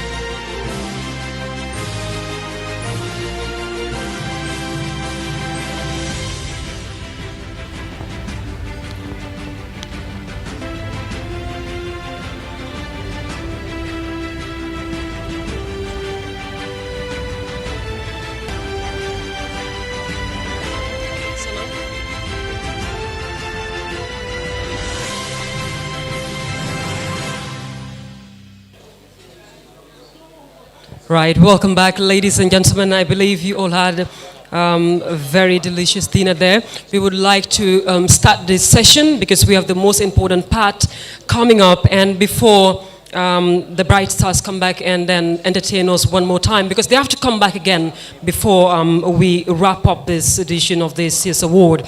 Special thanks to GRTS. I beg they're continuing their streaming, Gambia Radio and Television Services, Star TV, Paradise TV, Gambia Talents Promotion, Fatu Network, Kirfatu, VOD, and of course the rest of the media houses are here to cover this particular event.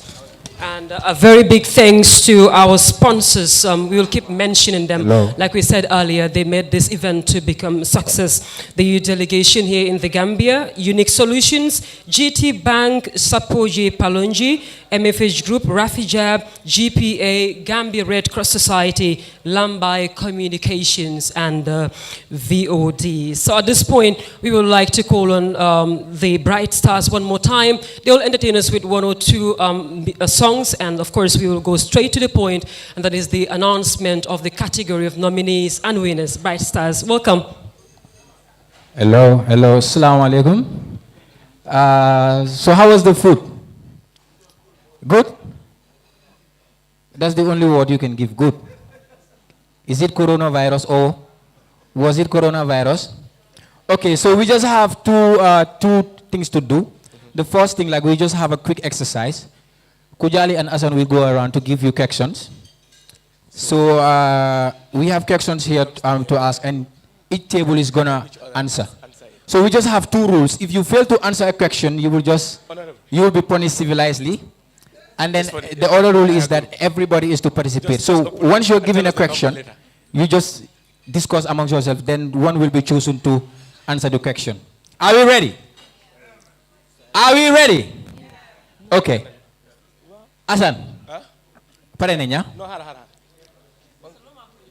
And if the group fails, you will either make push-ups or we will just inject into some coronavirus. Group. And if the group fails, hey, if you are supposed to be awarded, your award will be retained. Okay. These are just simple questions. So, honorable, we can start with your group, with your table. So yes, VIP. And this was actually meant for you. No, wait. It's for the group. You can consult each other and then give us the answer. So, honorable, this is the honorable mic. Exactly. Okay. So, question number 10 reads, Honorable and team. Yes. In your own local language, if you were to describe coronavirus in one word, what would it be?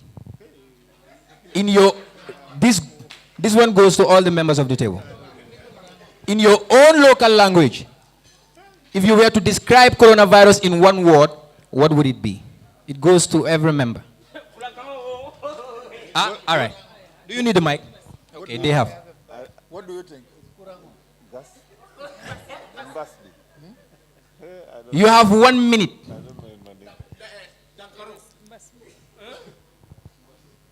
You have an idea?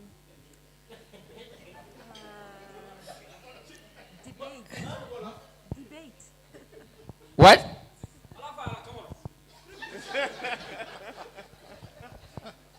Okay. Yeah, no, just say embarrassment, that's all. That's our answer. Must is for all of. Yeah, I mean, yeah. All of the law. So, and you are four in the group. Yeah. Yes. Yes, I'm sure you're a flat. Honorable Samandika. Mark, you can say it in English. And you are it back. I'm a full. Yes. Can say it in flat. So the word is mayo. Mayo. Okay, that's it. Mayo.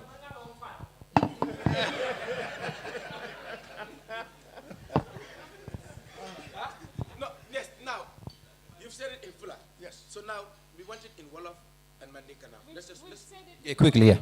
Wolof is Mbasmi. Mbashmi. Okay. As in just me.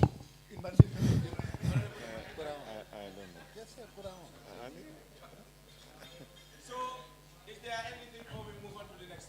No. She's got a word for it. Yes. Any one word for coronavirus? In which language? In my own language? In your own language. In her language. Controverse. It means thank you very much, Corona. We good. So we. It's Dutch. It's very nice. Controverse. That one cannot cure coronavirus. Exactly. People don't know. And we missed you. Yes, you know. So where is the okay? Question 1.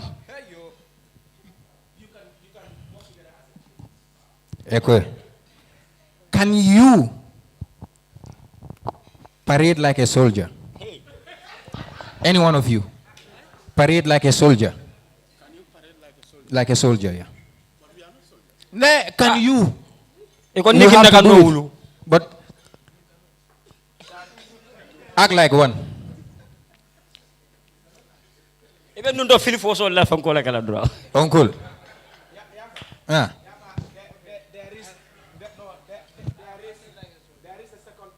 Okay. Okay. Then we have to be flexible. Can you make the sound of a cat, a lion, a frog, and a cock? Ya kana budu. No, no, we can do that. We can do that. No, no, no. You can do that. No problem. So, who's gonna do it? Auntie? Auntie, demon nga scout, auntie. Sandal ice. Attention. Nyamo biro tubabo test ajike chaka tension. Fo ina mo film ndo film foso.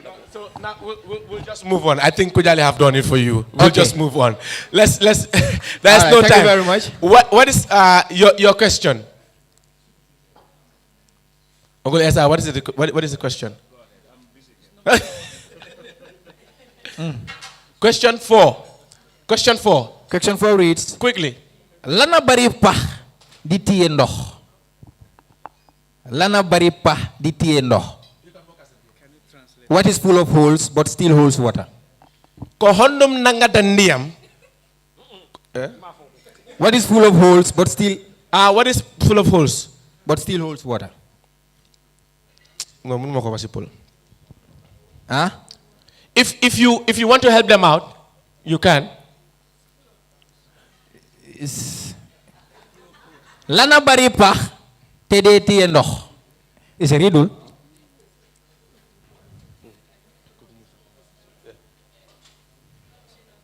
Okay, Mama, you want to answer? Who wants to answer?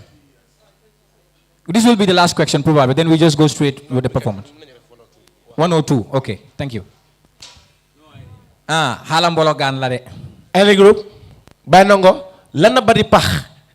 Lana bari pax. Waye day tiye ndox. Tiye ndox. What is full of holes? Ten dafa bari pax. Ten benn pax la. Ten benn mooy pax la. ten bi. Clap for him. Tàccu leen ko waay. Mooy sponge. Sponge. So boobu baax na de. Sponge. Yes, me, if I don't target this group, do baax. Question 2. Question 2, right? Question 2. Okay. Camera, this is live. This is also another riddle. This is also another riddle, right? Father Francis fried 5 fresh fishes for 5 fathers from France. How many F's are in that? Father Francis fried 5 fresh fishes for 5 fathers from France. How many F's are in that? How many F's are in that? How many F's are in that? Can you repeat it again? Father Francis fried 5 fresh fishes for 5 fathers from France. How many F's are in that? 12. How many F's are in that? That. It needs logic and reasoning. Huh? 2 F's are in that.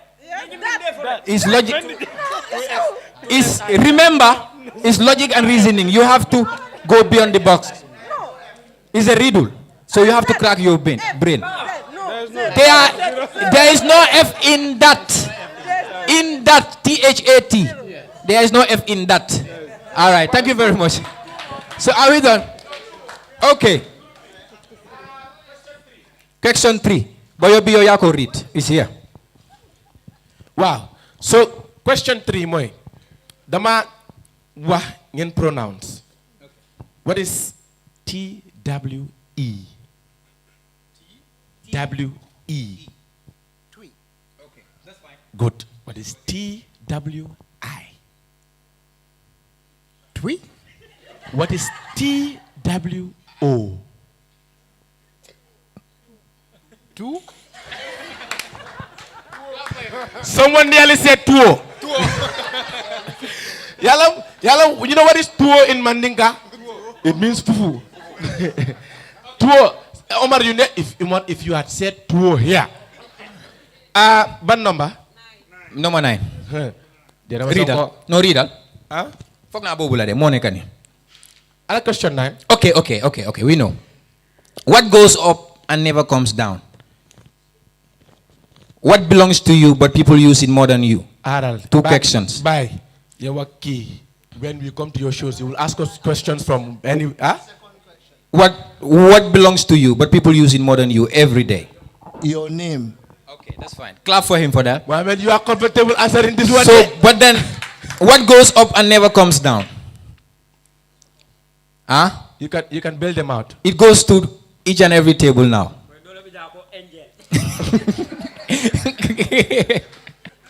All right, quickly. We get this. Bye. Sa programme bi dafa saf lool. Yow tamit yu daal la ku fa ñëw dañ ko bëgg a rey. Ala caméra bi ñëw leen.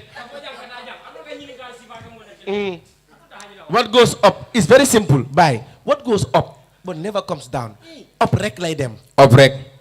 Up with justice, down with hunger. Jenaba. What goes up but never comes down? MC. Why clap for no uncle. No, DJ wait. Smoke. It's what? But sometimes smoke. Sometimes it's circulars. No, wait.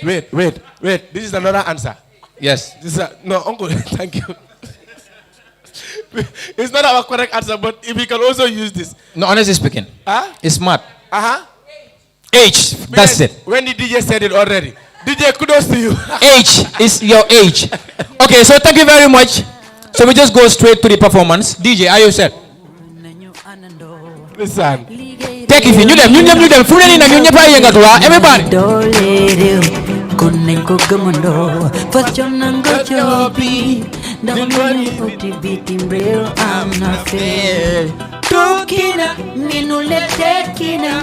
So what's the year borong for name of Fekla? Finger decker. So you them for John Nangoli gay rek mo Fekla. Take it fee. Take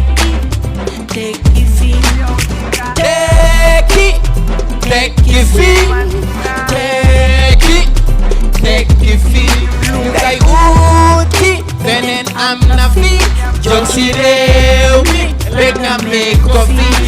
Like Uti, then I'm not free. Joksi Rewmi, make a make coffee. Everybody knew them. Fila yo. Fila yo. Fila yo. Fila yo.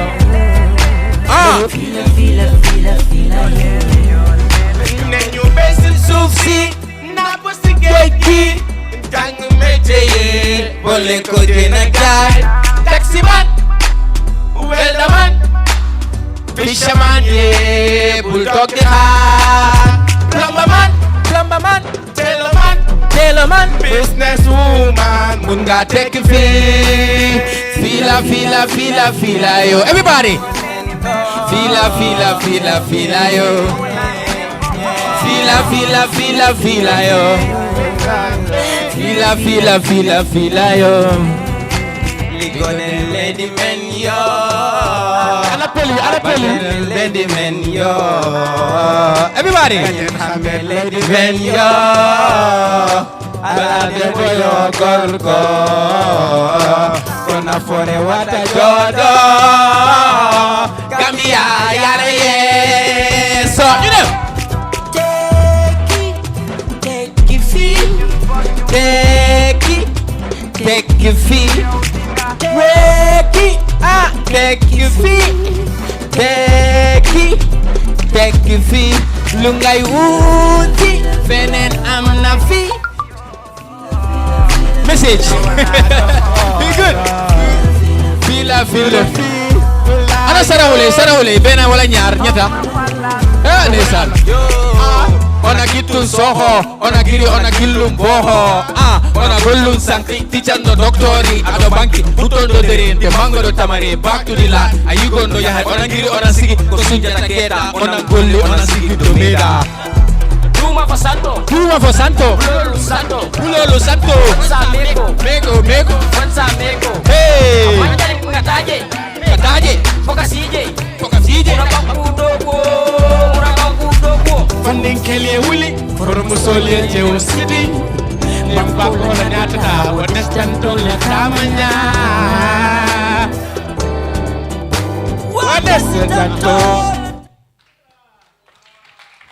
So we're going to do the last performance. But this performance is hype. Exactly. So we will need Costumero kero. You know how to do the bogoj bogoj? It's like one last. Costin pero se mero jero. Wasun yara mi tanga na buñu ko defal li. Ci li la ñoy dundé. Wa la bisa dafa and ak tacc yu bari nak. Okay. Su bu baax ñu bëgëj bëgëj. It's simple. Where fo tok rek. You just do it like this. Or maybe just do the ñene mom ñu fi mom xam nañ raha bisa bu baax. Jaxate mom waaw. Yak Dija mom is not new to you. You know raha bisa. Nañ dem. Listen. Ñu dem.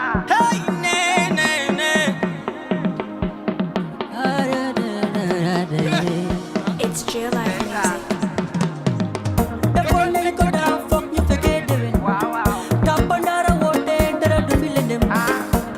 Bisam ñëw na ñu dañuy baaxantal tàppandal woote waay kay leen ñu bëgg defoon nañ ko daa fekkee déwén dañuy baaxantal tàppandal defoon nañ ko daa fekkee déwén dañuy baaxantal raxa bisaam tàppandal raxa bisaam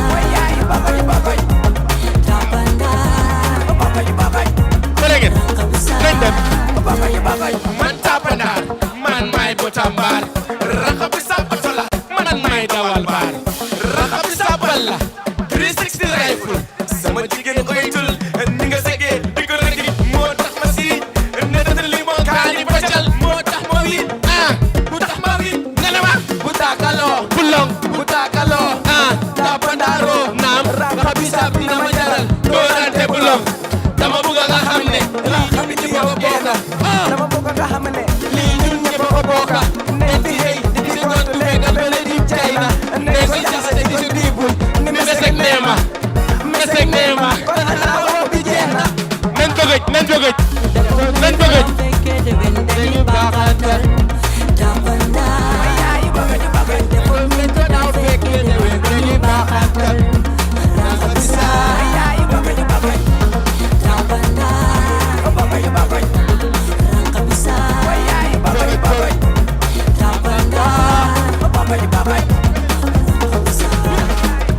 ma toxora ta toxora sangu meña sorode ajo ko nga khoto ko ni nanga ni na ko bode sangu malaje ma holi ngano talake wa wo sanga ni na kondi de kasama khe kujata bita gonda bato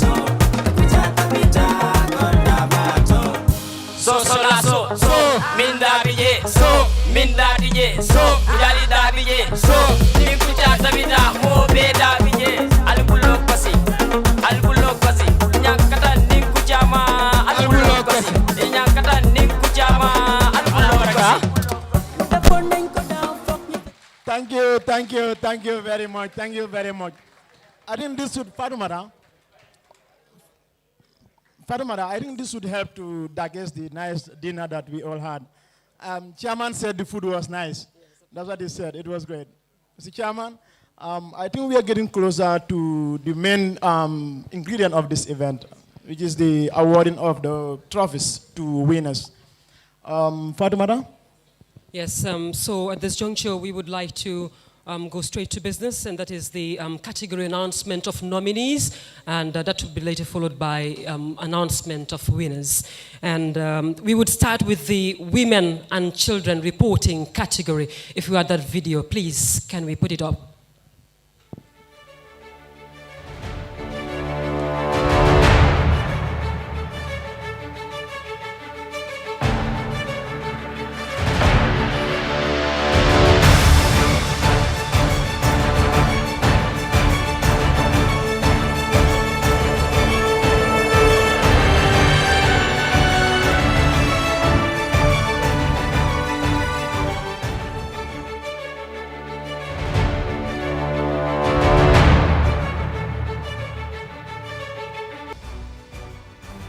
I felt so happy. I was so elated because my work has been recognized as one of the best.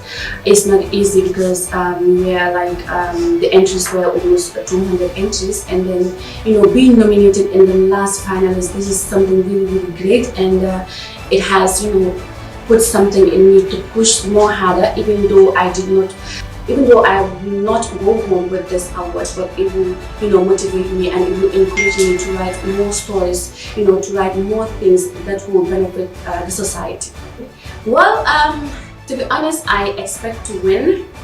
Yeah, I expect to win this award, but nonetheless, even if I don't win this award, that will not stop me from pushing, that will not stop me from the hard work that I am doing, because like I said earlier, this is a bigger chance for me, because I've never expected that my work will be recognized nationally. So.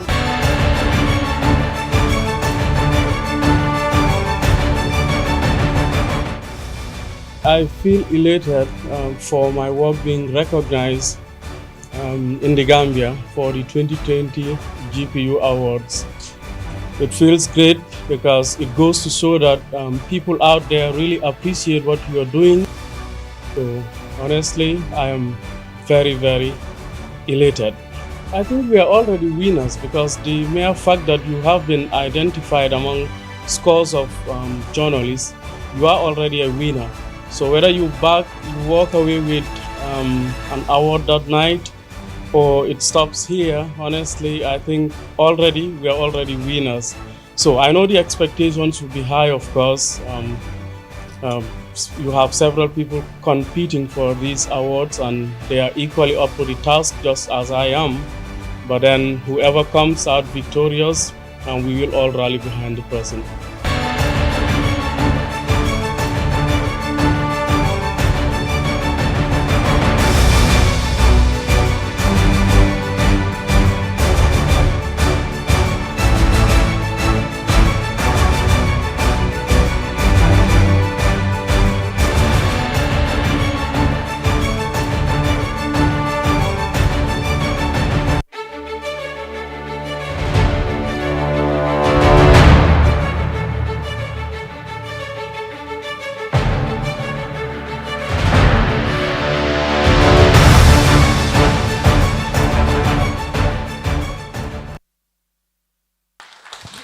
Right, ladies and gentlemen, those are the nominees under this category, that is Women and Children Reporting: Mariam Cham, Samuel Ba, and Keba Ansu Mane. Just a brief comment by the judges, and they say this entry has all the elements that is required for a radio production. Different stakeholders were interviewed through light on the issue, from testimonies of family members who lost their loved ones, and of course to health officials and ordinary citizens. However, the use of language by the producer in her presentation, coupled with some limitation in pronunciation in the only weak areas of the radio piece presented, and it will be good that the person works on language, does more reading and practice to improve her diction for good radio programming. And ladies and gentlemen, the winner of this category, a round of applause to Mariam Cham. She's the winner of this category. And can we please invite Madam Fatim Baji on stage to present this award to Mariam Cham. Mariama, welcome on stage. Thank you very much, Mariama. Let's keep it going as she joins us on stage. Mariama Cham is the winner of Women and Children Supporting category.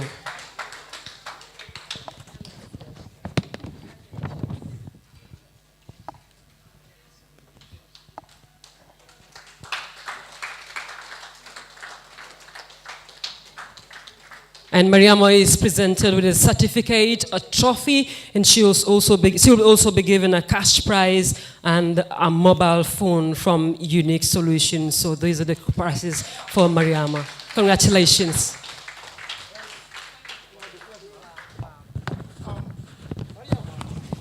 Mariama, I'm guessing it's obvious you're excited, but tell us in one line, how does it feel today for your work to be recognized? 30 seconds. Honestly, right now, I feel so important because I've never thought that I will go home with this hour today.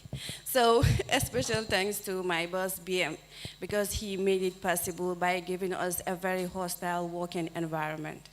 Thank you very much. Congratulations to the winner, Mariama Cham. Thank you, and congratulations, Mariama. Thank you, Madam Fatim Baji, for joining us on this stage to present this award. Next. Fatmata, Yes. is this across the board? Each winner goes home with a cash prize, a trophy, a certificate, and all some old goodies. Across the board, a Wow. certificate, a trophy, Wow. and a cash prize, and there is more to that, especially in the special categories. Next, Sana, business and finance supporting. If we have the video, let it come up, please.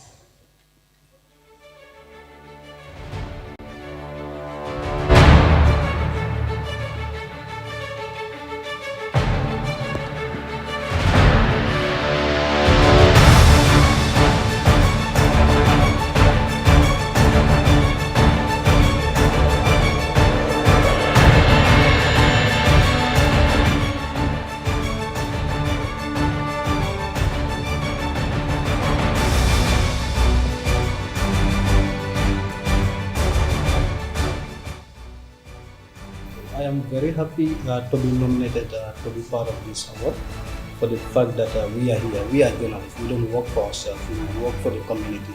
We serve the public. It is quite very important that when your work is actually realized that it has impacted on that community you serve. So that's the purpose of the award, and that shows me that I need to do more for the community I serve. In doing that, the award is here to give me more encouragement to do even better and then do more. Well, for me, it doesn't matter whether I win on the very night. As far as one is nominated, I think that shows that your work has been noticed. The impact of your job has been also noticed by people, special people that have no knowledge. I don't know who they are. So if they really feel that I deserve to be part of this nomination, which to me is the greatest thing.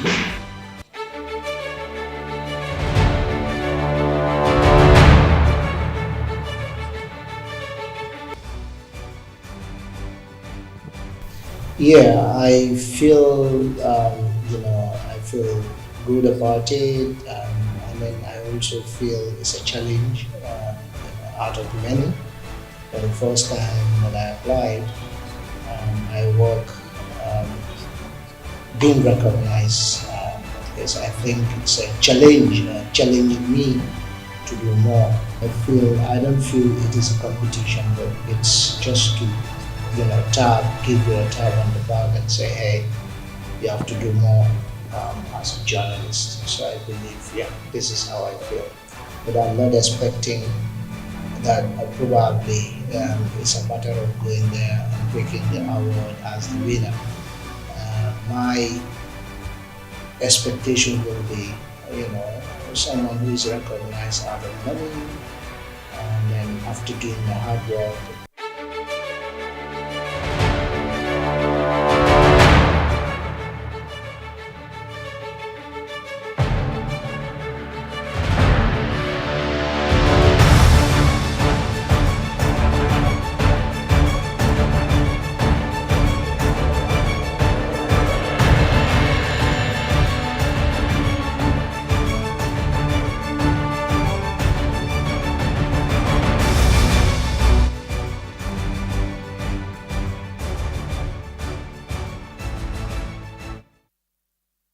Oh, okay. We are not going to announce the winner. Instead, we will allow the person presenting the award to announce this winner. So, but we have a short comment from the judges. It said, the writing style and pattern is similar to the other two runners-up in this story or in this category. However, the clarity and simplicity of the written piece, which makes it easy for one to read and understand the economic concepts, gave this story a slight edge. This winner will be declared or announced by Auntie Jane Wanyang. Please, Auntie Jane, come on the stage. Can we have a round of applause for Jane Wanyang as she joins us on stage to present this award?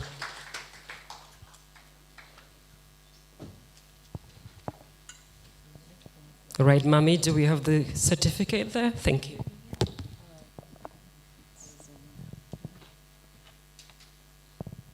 Okay, it says Business and Finance Reporting Award. A big chunk of Gambia's 2020 budget goes to debt repayment. Experts believe this is not encouraging economic growth. By the winner is Mohamed Esba, Foroyaa newspaper, written on Congratulations, the 27th of Mohamed Esba.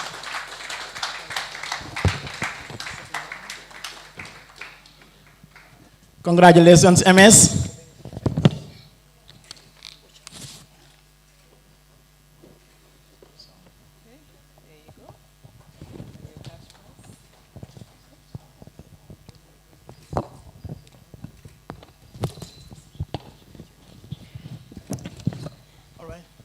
Okay, MS, sorry, one minute before you go. We will want to ask how it feels.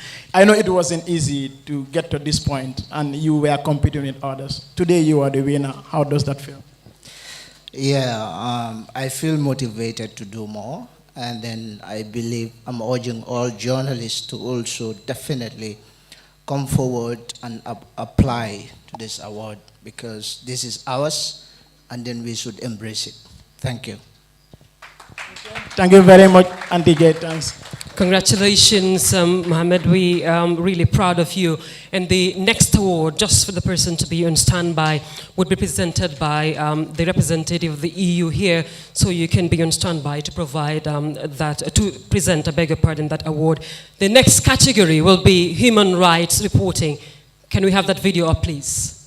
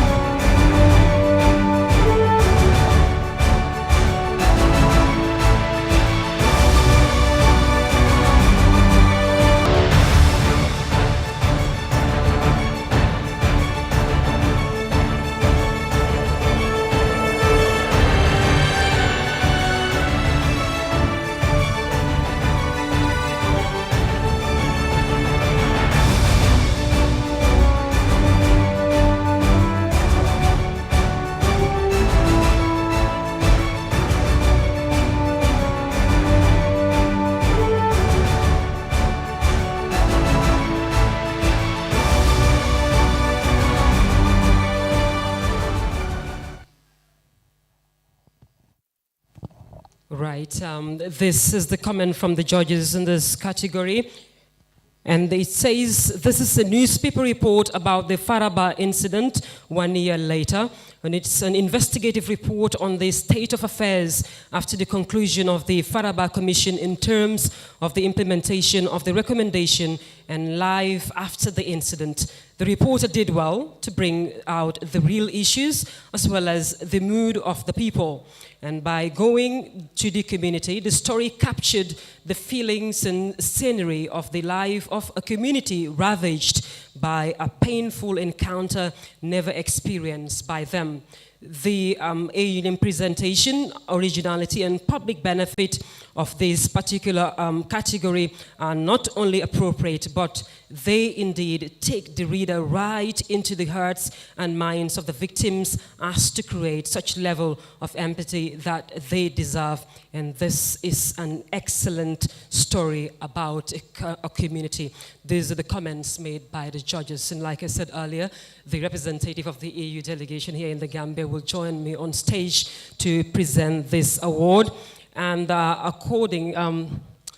say, Mami, if you can help us with that certificate, please, for us to hand it over to Madame to help us present it to the winner of this category. It says, Faraba Banta, a cry of justice met with silence. And you have the name there, Madam, and you have the honor to tell us who this winner is.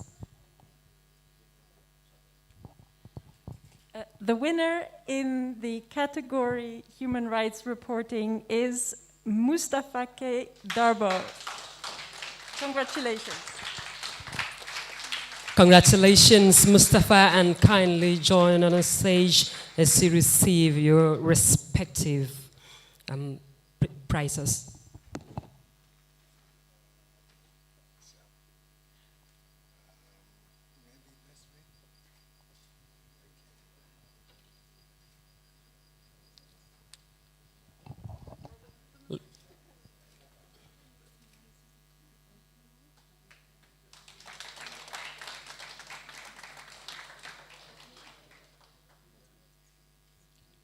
Right, thank you so much, and we are honored to have the EU representative help us with that presentation.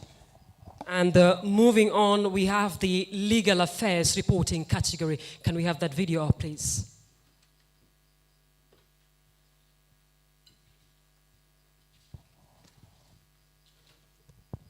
Legal affairs reporting category.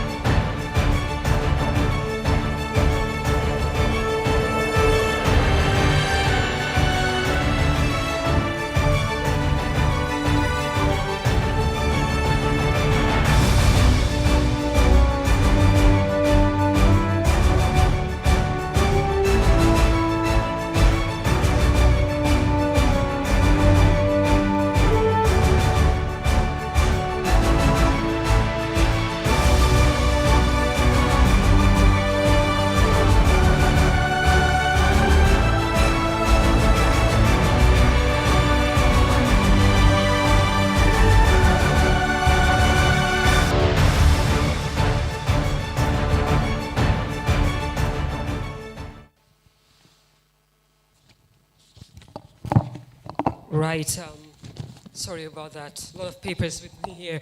So at this point, we would like to call on Mr. Madi Jabate to join us on stage here and help us present this particular trophy to the winner of the legal affairs reporting.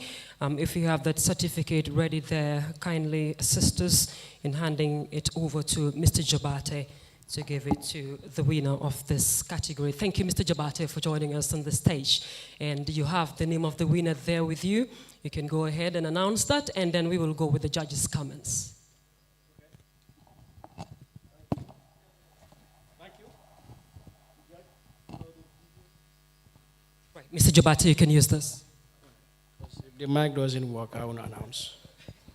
Yeah. Okay. No, I need my glasses.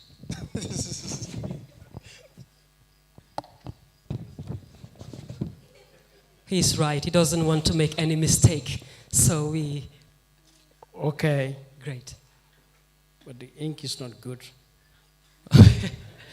Mr. Jabate, it was the glass. Okay. Now the ink. What next? Okay. I hereby present the winner for legal affairs reporting to Mustafa K. Darbo. Right.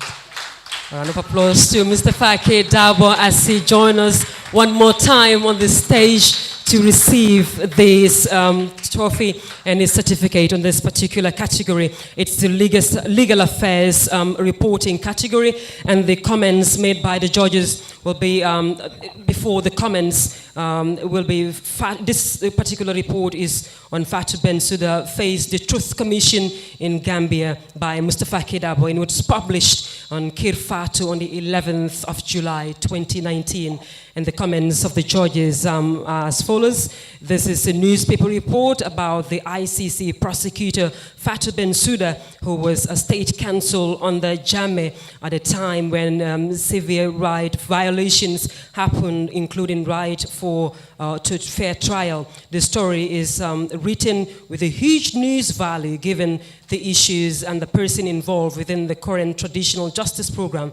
The angling, presentation, originality, and public benefit are appropriate. And there is huge effort and initiative by the reporter, and that's Mustafa Kedabo, to tediously research and obtain relevant information. One more time, congratulations, Mustafa Dabo. Mustafa, just before Thank you, go. Mr. Jabate, for joining us on stage to present this award to Mustafa Dabo. Mustafa, just before you go, I know you are not new to winning awards, but we still want to hear how it feels to win this specific award, especially for a story that is specifically important like this.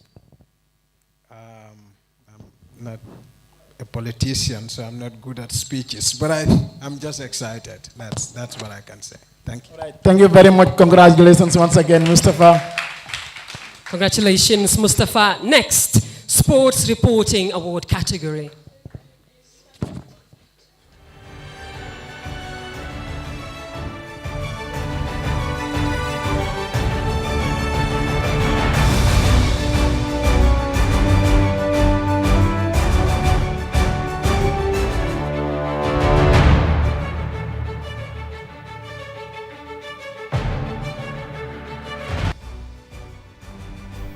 For my work to be recognized again, because that's the wish for every journalist.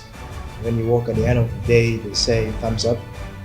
Like whatever I believe in is what is happening right now. As a journalist, if you wake up in the morning going out for news hunting or news gathering, the first thing that comes to my mind is working on a masterpiece. Like every piece that I work on should be a masterpiece. Piece should win me an award. At the end of the day, I was fortunate to be top 2. That alone is winning. So even though I missed out on the bigger prize, it's not losing. Every nominee is a winner. And the interesting part of it, I've never witnessed the GPU award. Even though the previous ones that I won, I never witnessed one because I do travel. So fortunately for me, and interestingly this time around, I'll be there, and hopefully I'll take it home.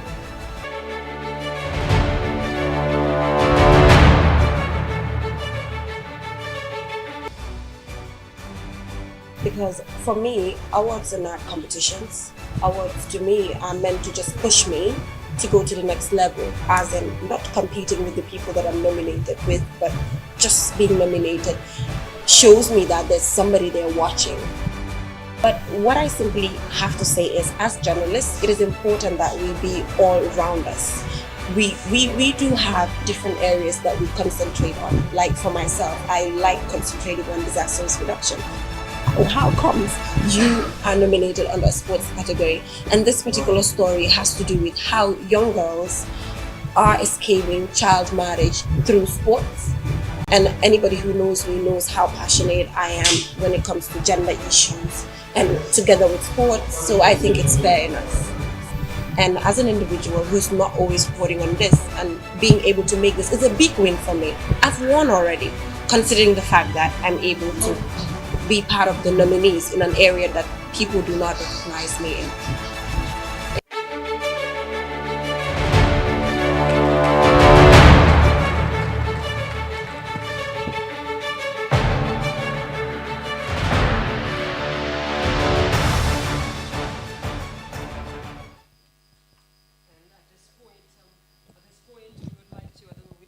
To use now. I'm getting confused. All right. At this point, we would like to call on Mr. Chadna Jallo to join us on stage to help us present this award to the winner of this category.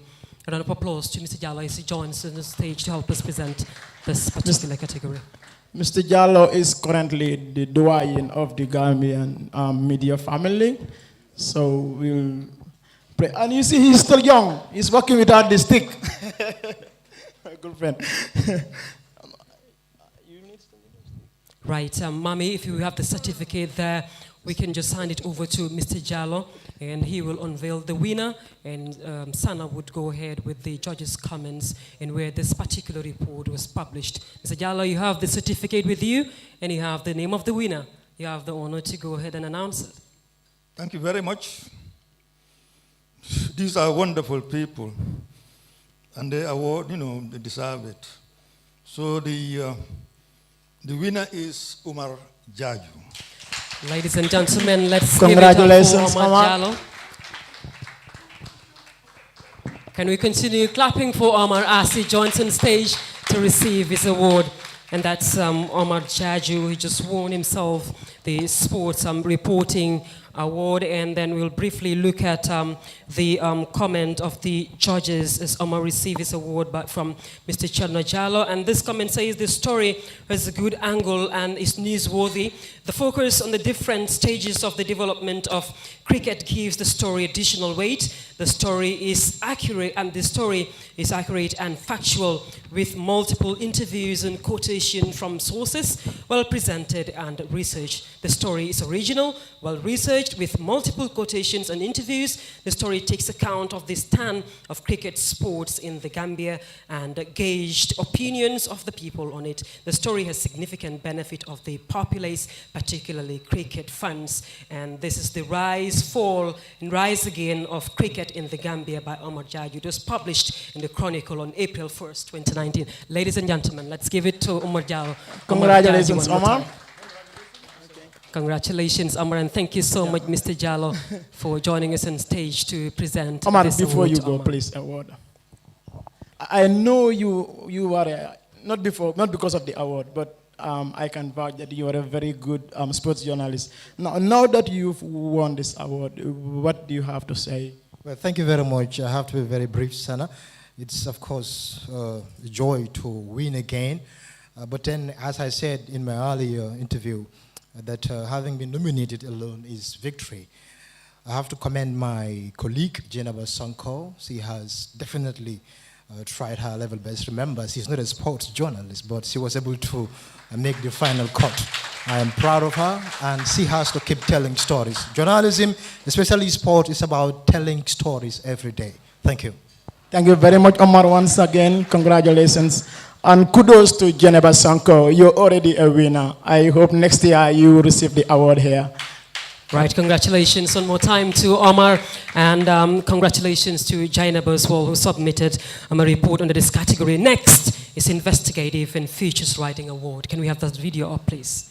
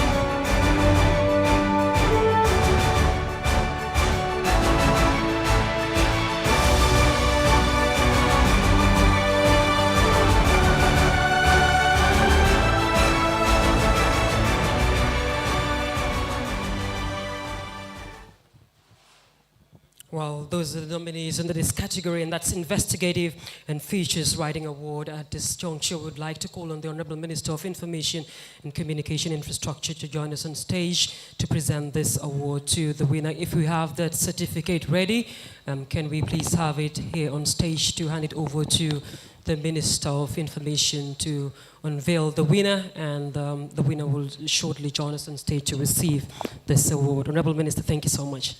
Thank you so much, and I'll be very brief. This is to satisfy that Mustafa K. Dabo has been awarded winner One more time, of Mustafa. Investigative Features Writing Award. One more time, Mustafa K. Congratulations. Dabo. Can you come on stage again?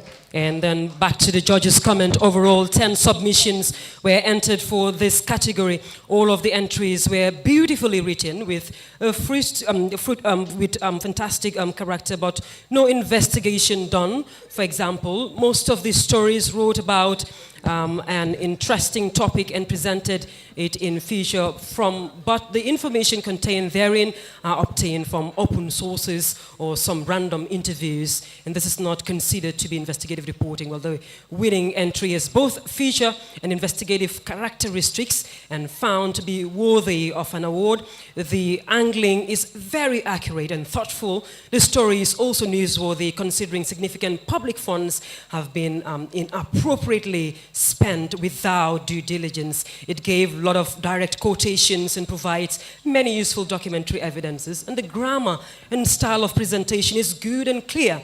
The story is investigative, very original in context and scope, and it is considered to be great public benefit. Taxpayers' money to the tune of $1 billion is spent with inappropriately, and this story delves into the state misuse of public funds and potentials for corruption. Well, Gambia, $1.8 billion project awarded without diligence by Mustafa K. Dabo. This was published in Kirfatu on the 29th of September 2019. Ladies and gentlemen, one more time, let's give it to Mustafa K. Dabo as the Honorable Minister of Information present this award for you. Congratulations, Congratulations, Mustafa. Mustafa, Thank you you're not so going. much, You have to Honorable stay. Minister, Honorable, for helping please. us Thank with you. this. Mustafa, come again.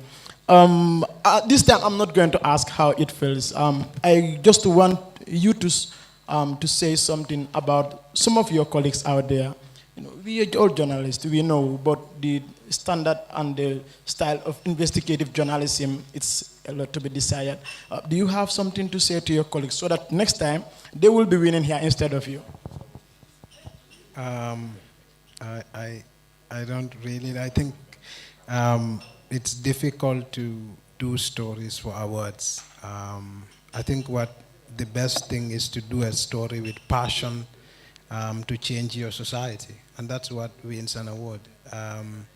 So if anybody wants to improve quality in journalism, it must go equally with your desire to change your society. And sadly, of course, this story doesn't change much. The Banjul projects remain as it is. Fortunately, though, I think that the GPPA regulations was going to be amended.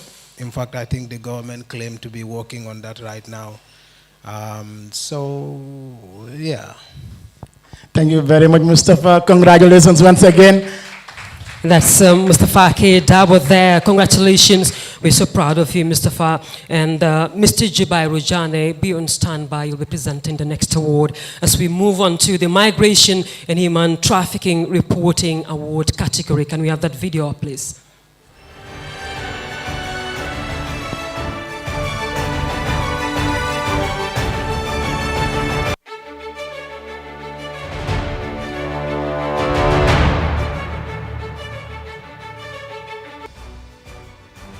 I feel great, like any other journalist or like any other person in any other profession would feel that after sort of assessment of your work or works by people or your colleagues, of course, in the same profession, work has been recognized to do more, to up your game, and not to rest on your laurels. That's what Kofi Annan says. The fact that I am nominated alone gives me this feeling of self-contentment. I'm not entirely so. I can only take solace in the fact that my work has been recognized, and yeah, that's a good feeling.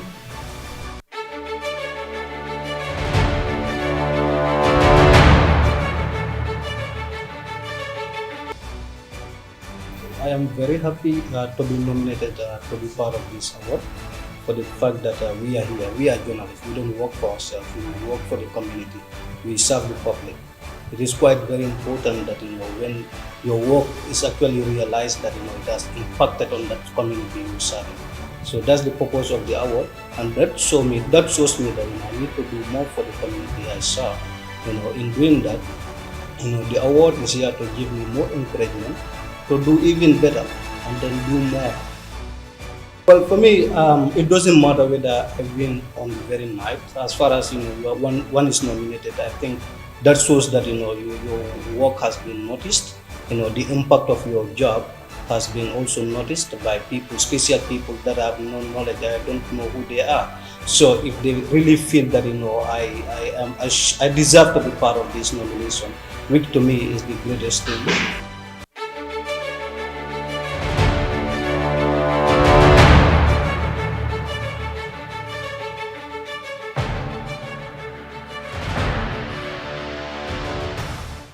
That's the Migration and Human Trafficking Reporting category. And Mr. Jibai Rajane is coming on stage to help us present this award to the winner. And can we kindly hand over the certificate to Mr. Jane to unveil the winner of this category. Thank you so much, Mr. Jane, for joining us on this stage. Thank you very much. I don't think I have anything to say but to announce that the Migration and Human Trafficking Reporting Award category goes to Alaji Mane.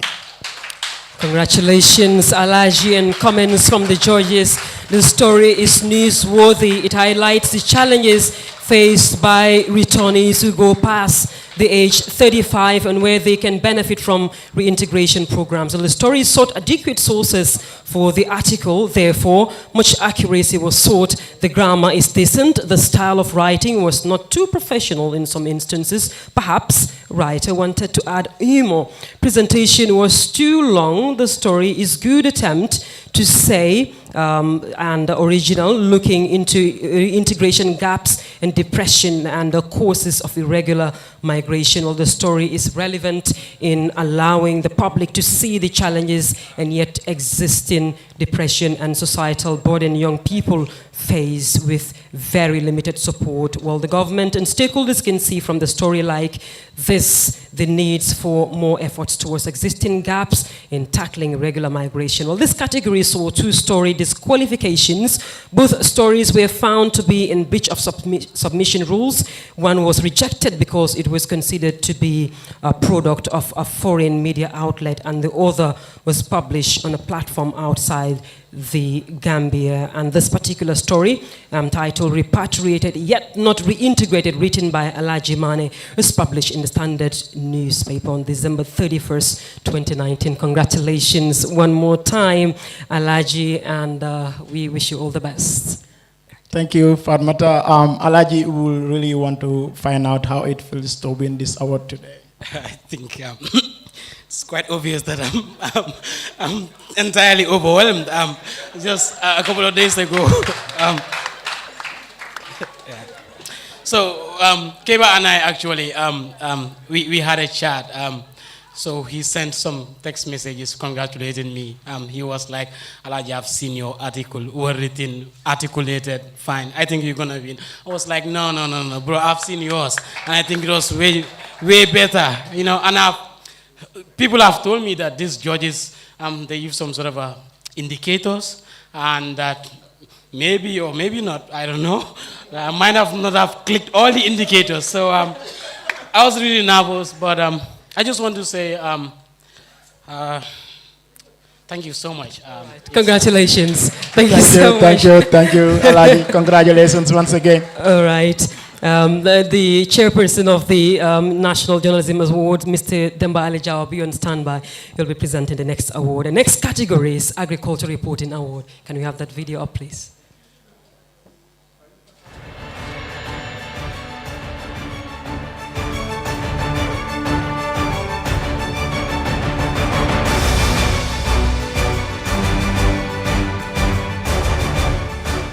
I feel definitely honored and delighted. Well, my expectation is I'm going to take home at least an award, gauged by the nominations and the number of appearances that my stories are positioned. I think I have 7 stories, and then at least under 3 categories I have two stories, knowing that at least each category 3 people stand, so I occupy 2 spots. So I have no doubt that it will be a very joyous day for me.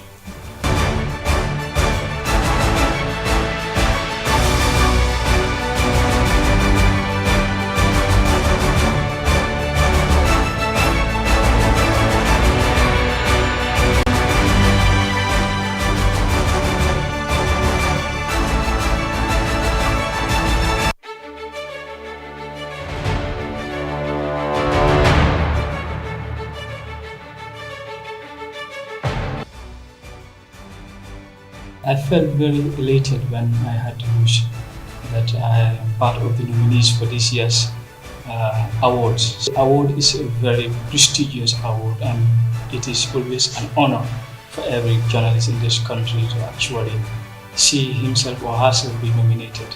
So I think this is very crucial that all of us should pay attention and we should try to participate so that it will enhance our quality in journalism. For me personally, just being nominated is an honor. Of course, everybody who is on the list will want to win.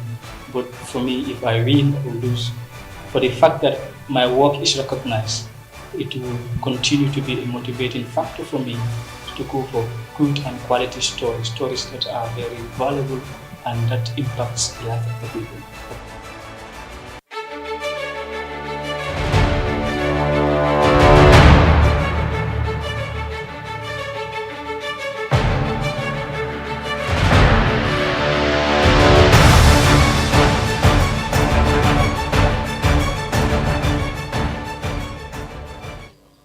Right, Mr. Demba Ali Jawo has just joined on the stage to present this particular certificate to this winner. Do we have it there? If we have it there, we can hand it over to Mr. Jawo. I heard Mr. Cherno Jallo asking if Mr. Jawo was a farmer presenting this award. Right. Mr. Chairman?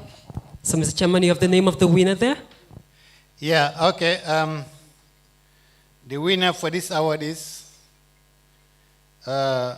it's a Kabunka anyway. The name is Keba Ansumane. Right. Congratulations, Keba. And a quick comment from the judges. This is a well-written newspaper story focused on a particular issue, and that's the Army's intention to engage in agriculture, and from the perspective of a single source, that's an economist. However, the reporter did well to obtain one external source, GCCI, to enhance the balance. The reporter could have indeed sought many more sources to further improve the presentation, originality, and angling of the story. And this particular story is titled, Economist Falls Army's Commercial Agri Projects Says It Will Endanger Democracy by Keba Ansumane, published in the Chronicle on the 22nd of May, 2019. Congratulations, Keba Ansumane. Thank you, Keba. Mr. Chairman, thank you very much. Right. Thank you very much, Chairman, for joining us on stage to present this award. We were watching the video, and you said you were confident you will take this one home. Is that because you are a farmer, or is because you have a passion for agricultural reporting? Actually, 2019 has not been an easy year. It was really hard work. We crisscross the country and then bring agricultural stories from different places, including Passe, that is the cotton ginnery, which is already on the ground. So this is very sad, and I think we should give emphasis to this area because it's a backbone of the economy. So thank God the fullest they present this one. Thank you. Congratulations, Keba. All right, congratulations, Keba. The next category will be Environment Reporting Award category. If we have that video, can we put it up, please?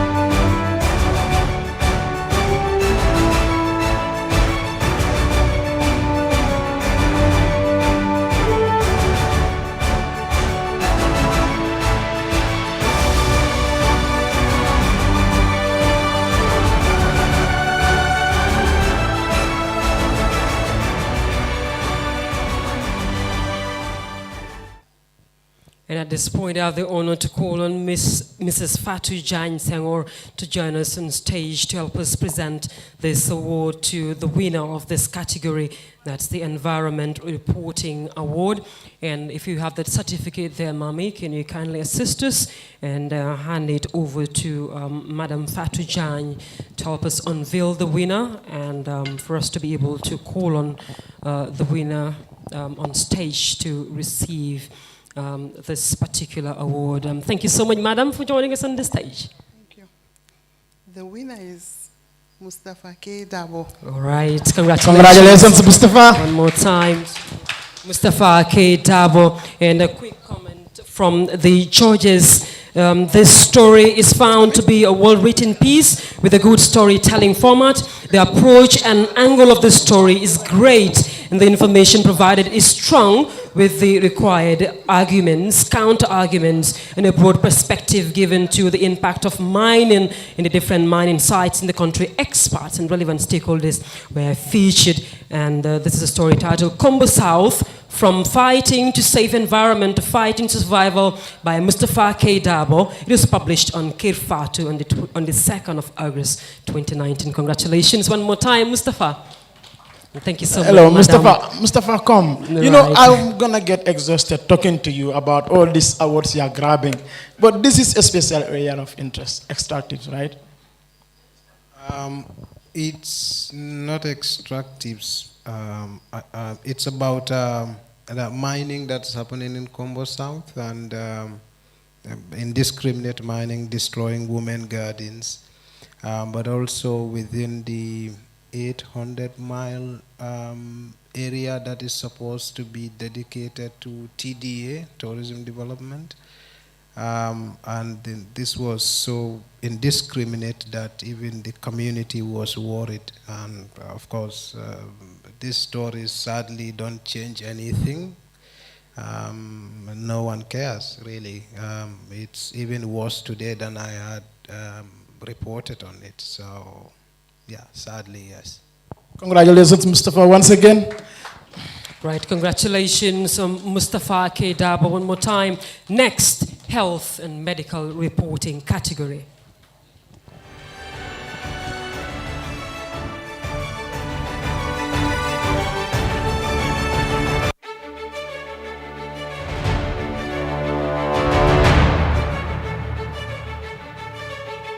It is quite gratifying, so proud to be part of the nominees for the 2020 GPU Awards.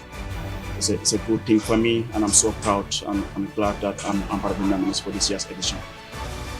For me, it's not just about winning. I mean, for me, it's about submitting your work, having it scrutinized by an independent panel who doesn't know much about you, who can independently assess your work and then tell you whether what you have done is good or not.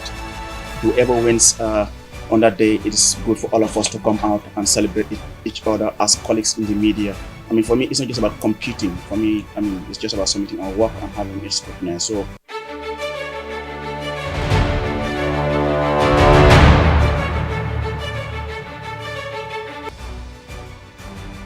Well, I am happy as a young journalist.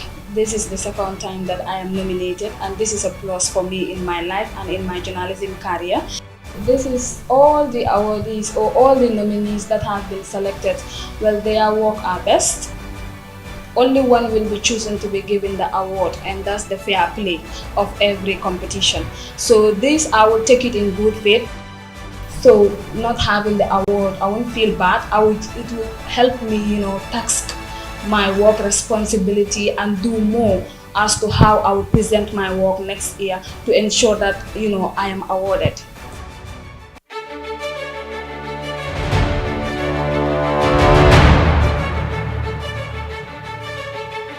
I am really happy and proud of myself. I never wanted to apply for the GPU Awards. I felt there wouldn't be any chance for me. This is my second year of being a journalist, and I have my senior colleagues who are more experienced than I am.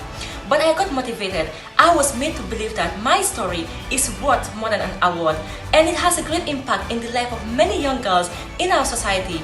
I applied for the award few days before the deadline, and luckily I got nominated. I am urging young journalists out there to be bold enough to submit their work whenever the award is on. It doesn't matter how long you have been in the field of journalism. As long as you present good and quality work, you stand the chance to win an award or to be nominated. I expect the best to win. Whoever deserves it goes home with it. Many applied for the award, but few got nominated.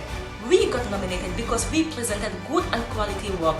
I am urging every nominee seated here today to know that winning this award or not wouldn't change the fact that we are winners.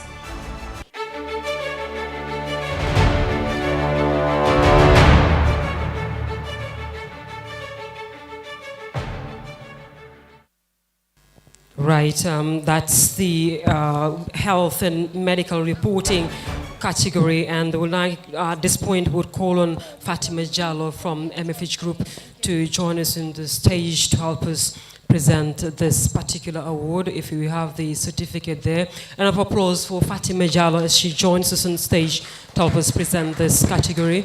And the certificate is ready, and Ms. Jallo will help us unveil the name of the winner at this point. Thank you for having me. Now the winner is, shall I take time to announce? The winner is Mr. Aliu Cisse. Congratulations. Great, congratulations, Aliu. Thank you, thank you. And quick comment from the judges. This is an interesting story on how decentralization matters and what all the major hospitals face, especially in a key area in CRR and also catering to the URR. The story is factual and research was made to get accurate information from authorities involved, well articulated, grammar was decent, and style of reporting was reliable. Story is local and original, not reacting to an event, but picking up a hospital that needs public attention about its affairs. The story provided a balanced perspective of the Bansang Hospital, which will allow viewers to see the challenges, benefits, and understand the process of the operations. And this story is titled The Success and Challenges of Bansang Hospital by Aliu Cisse, aired on QTV 9th of November 2019. Congratulations, Aliu. Aliu, congrats. I'm so elated you bagging this health award. Now tell us what it feels for your work to be recognized this year again. Well, it's all about passion. I'm quite elated today having to defend the same award that I won last year. Actually, I won 2 last year. And I'm so proud today that I have obtained this award. And as I said, it's all about passion, teamwork, and then just going in for what you want. And then Bansang is a quite big hospital, and then serving more than 600,000 patients that visit there daily from, of course, from Senegal. So there was a need to do a story to bring out some of the challenges that the hospital is facing with a view to having government intervene and have all their needs addressed. So that was a story, and then I dedicate this award to all Gambians, including viewers of QTV. Thank you so much. Congratulations once again, Aliu. Great, congratulations, Aliu, one more time. And we move on to the next category, that's special COVID-19 awards. We do not have any promo video for this, but this is a particular category that is dear to the hearts of all Gambians, not only Gambians, but in fact those beyond the shores of this country. And of course, journalists here in the Gambia have been affected by COVID-19 in one way or the other, but this particular phenomenon didn't stop them from going out to report effectively and efficiently to ensure that the ordinary Gambian, especially those in the hard-to-reach areas, understand how this particular virus has been affecting not only the Gambia, but countries around the world. And this is why the awards committee decided to come up with this category to award deserving journalists as far as this pandemic is concerned. So at this point, we'd like to call on a representative from the Gambia Red Cross Society, Mr. Modlamin Toure, to join us on stage and help us present this award to the winner.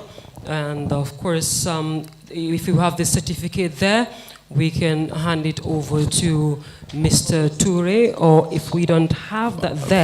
Fatoumata, sorry, this particular certificate, this particular award does not go with a certificate. Rather, the Red Cross bought a brand new laptop for the winner. So instead of going home with the certificate, you're going home with the brand new laptop and the cash prize and the trophy.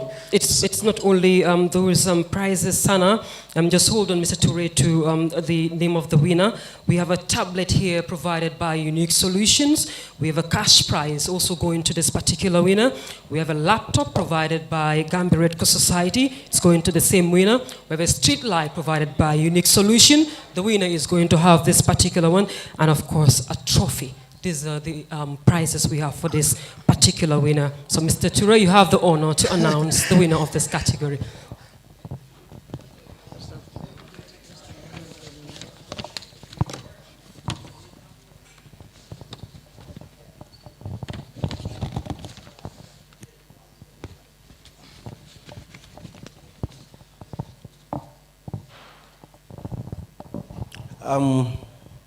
Thank you very much, and once again, greetings to all those that are present. It's a special award, and we are happy to be part of it because of what we were confronted with and still confronted with. So I'm happy to announce the winner of this special COVID-19 reporter, Mustafa K. Dabo. Right. Mustafa, welcome. Congratulations. Congratulations. One more.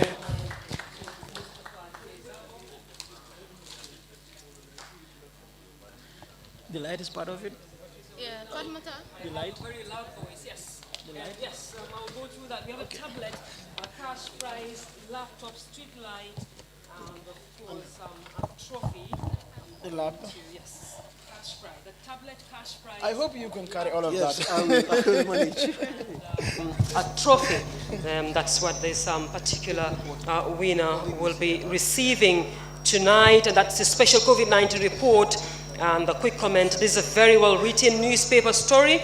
It has all the hallmarks of a solid work of journalism, and it's fair and balanced and well-presented and clearly original. And there's been a great effort and initiative to produce the story.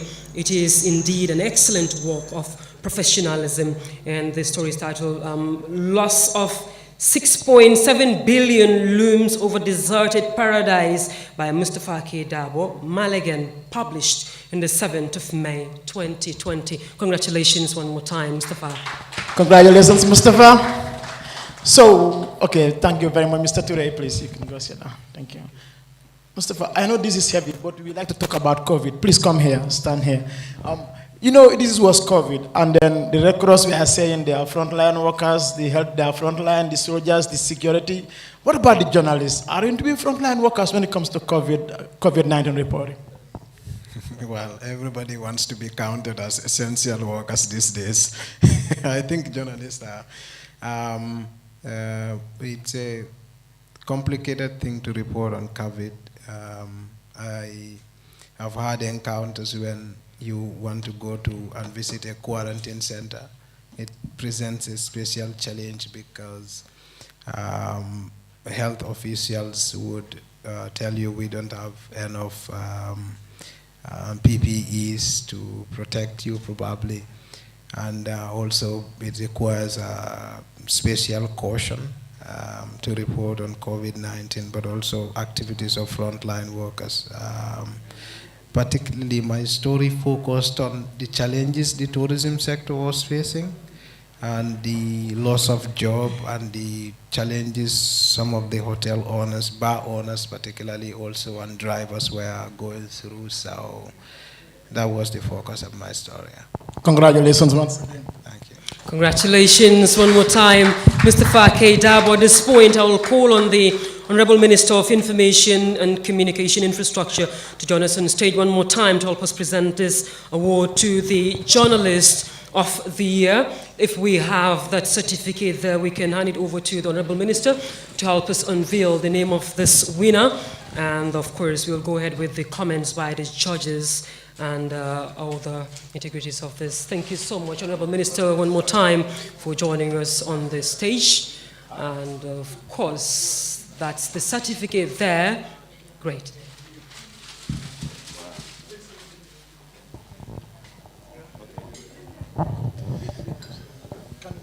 Yes, Honorable Minister, you have the floor. Oh, thank you.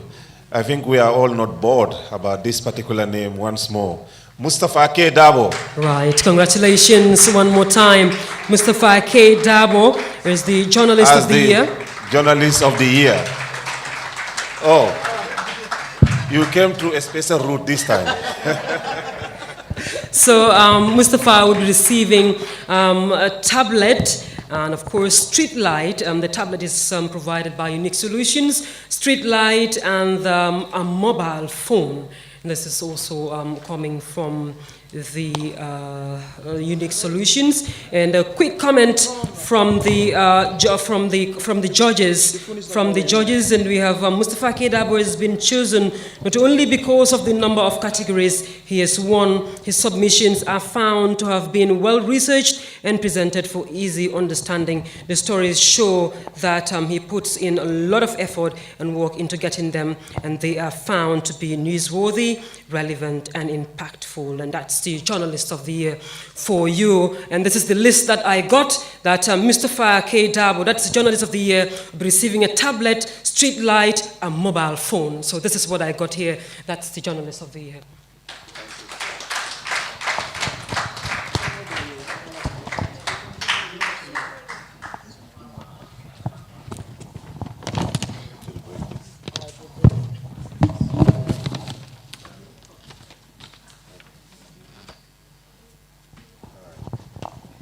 Thank you so much. Yeah, congratulations, Mustafa. Thank you, Honorable Minister.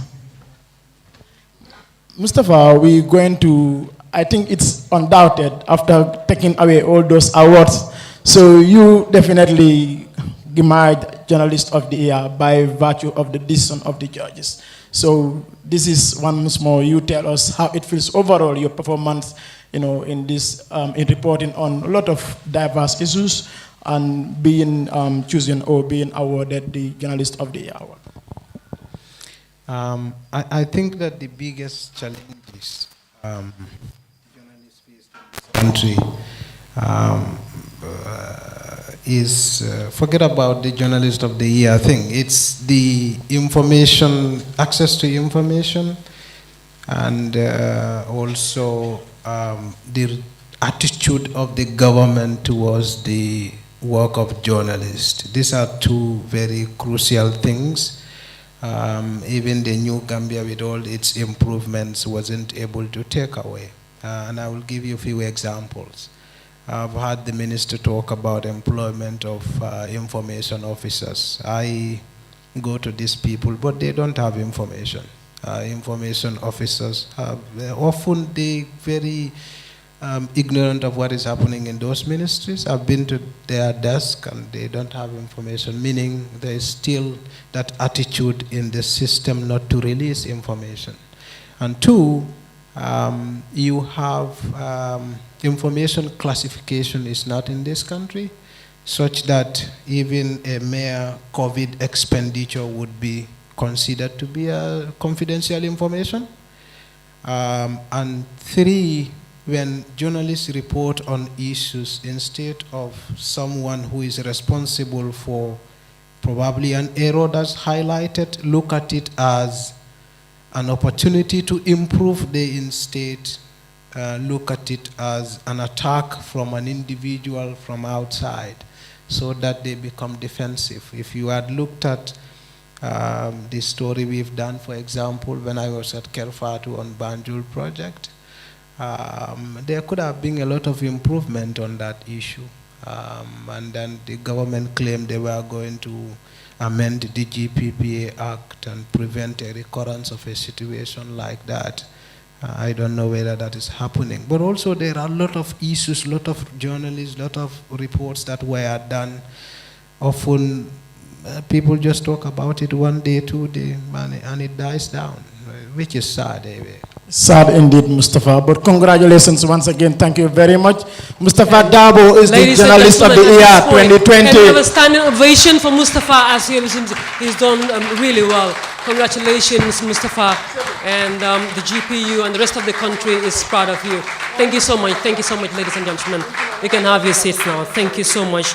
And we are at the tail end of this program. And then we will go straight to the GPU Special Awards 2020. We know GPU gives out awards to outstanding people in our society. And we will quickly do that because we are approaching the tail end of this program. And this year, the GPU Executive unanimously award 2 Gambian women. And of course, I will go straight to the citation of these particular individuals. And first, this lady is a veteran Gambian journalist, gender and women rights activist, and the communication and election expert. She is the executive director of the Inter-African Network for Women, Media, Gender and Development. And as freedom of expression and press freedom advocate, she presided over the establishment of the online radio Alternative Voice for Gambians, also known as Radio AVG, about a decade ago in Dakar, Senegal, to give alternative voice to Gambians at a time when voices in the Gambia were suppressed. Radio AVG provided opportunity to young Gambian journalists in exile in Dakar to make their voices heard from across the border, as well as develop their professional skills in broadcast journalism. Now, on many occasions, this particular lady risked her safety and those of her family by giving shelter to Gambian journalists who fled to Dakar for exile, especially during the last 15 years of the former regime. She stood and spoke for those journalists in their country of exile and across the world. Well, this particular lady spent decades mentoring and guiding journalists. Many of those journalists went on to become accomplished media practitioners, and she remains a champion of media development and press freedom. Ladies and gentlemen, this person is no other than Ami Juf Cole. A round of applause to her. And of course, if we have a representative here to receive this award on our behalf, the person is highly invited on the stage. Yes. Hello. Ami Juf Cole is represented by her brother. Please come on, please. Or someone come on stage, sir. A round of applause to the representative of Madam Ami Juf Cole as she comes on stage to receive this particular trophy on our behalf and a certificate, I bet, and of course those are there, and if that's fine. And of course, yes. Sekou, please. Sekou Jame, come on stage. You have to give this. So, Madam Ami Juf Cole is currently in Dakar. She is on some family mission, but her brother is here, Mr. Ibu Juf, who will receive the award on her behalf.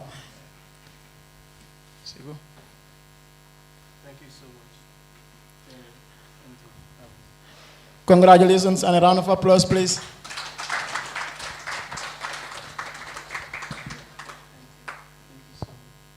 Okay, thank you. Thank you. Yeah. Thank you, sir, for joining us on the stage. And next, the representative of the EU delegation here in the Gambia would be on standby to help us present this award to our final awardee tonight.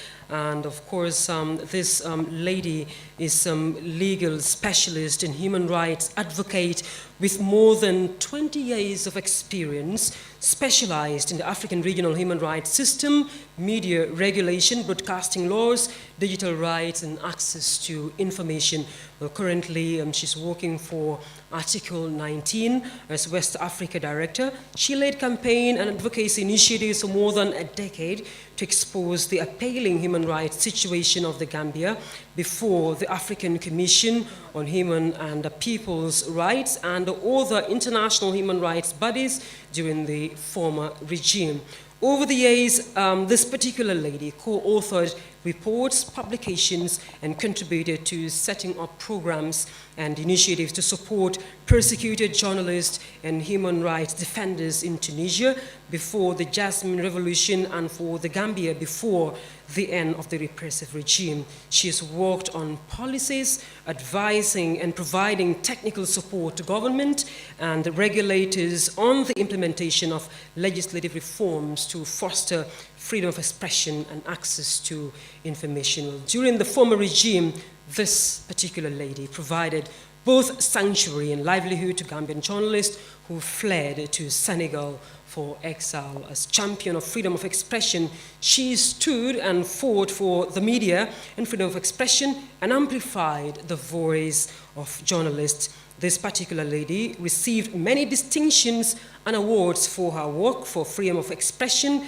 These include the National Order of Merit by the President of France in April 2018 in recognition of her human rights work, especially in the Gambia. In 2019, she was named in inaugural list of the 100 most influential African women by Advanced Media. Ladies and gentlemen, round of applause for Fatou Jagne Senghor as she joins on stage to receive this GPU Special Award. And this will be presented to her by the representative of the EU delegation here in the Gambia, who is currently on stage. Thank you, madam, for joining us on stage one more time to present this award. Congratulations, Madam Fatou Jagne Senghor. You know, we call her the Iron Lady of Senegambia, the Senegambian Iron Lady. She did a lot during the struggle against dictatorship in this country. Some of us who spend time in exile, we can attest to the quality of work she does for democracy and human rights. Congratulations, Madam. So before you leave the stage, I would like to ask you to share some of your views or how it feels to be recognized today by the Gambian media community. Of course, we've seen the work that you've been doing under the former regime and even after the change happened. Please share us your feelings. Thank you, Sana. I'm quite humble and pleased to receive this important award, especially from GPU. You know, we're coming from a long way. Been together for more than 20 years. And when I look at Demba and all the people who are in the leadership, I think GPU has been quite outstanding as an organization, a resilient organization. We've worked quite a lot together from, I think, 2022. And I think the most important work we've done really when I started with Article 19 was with the media bill, with the Media Commission. It brings some emotions because I think 1 year after we lost Dada Haidara. So, and I think that bond us together and we continued the journey with the subsequent team. And we thought that we needed to continue to work together to push because Gambia was forgotten. Nobody cared a lot about what was happening in the country. And being outside helped us also to amplify, to talk to people, decision makers.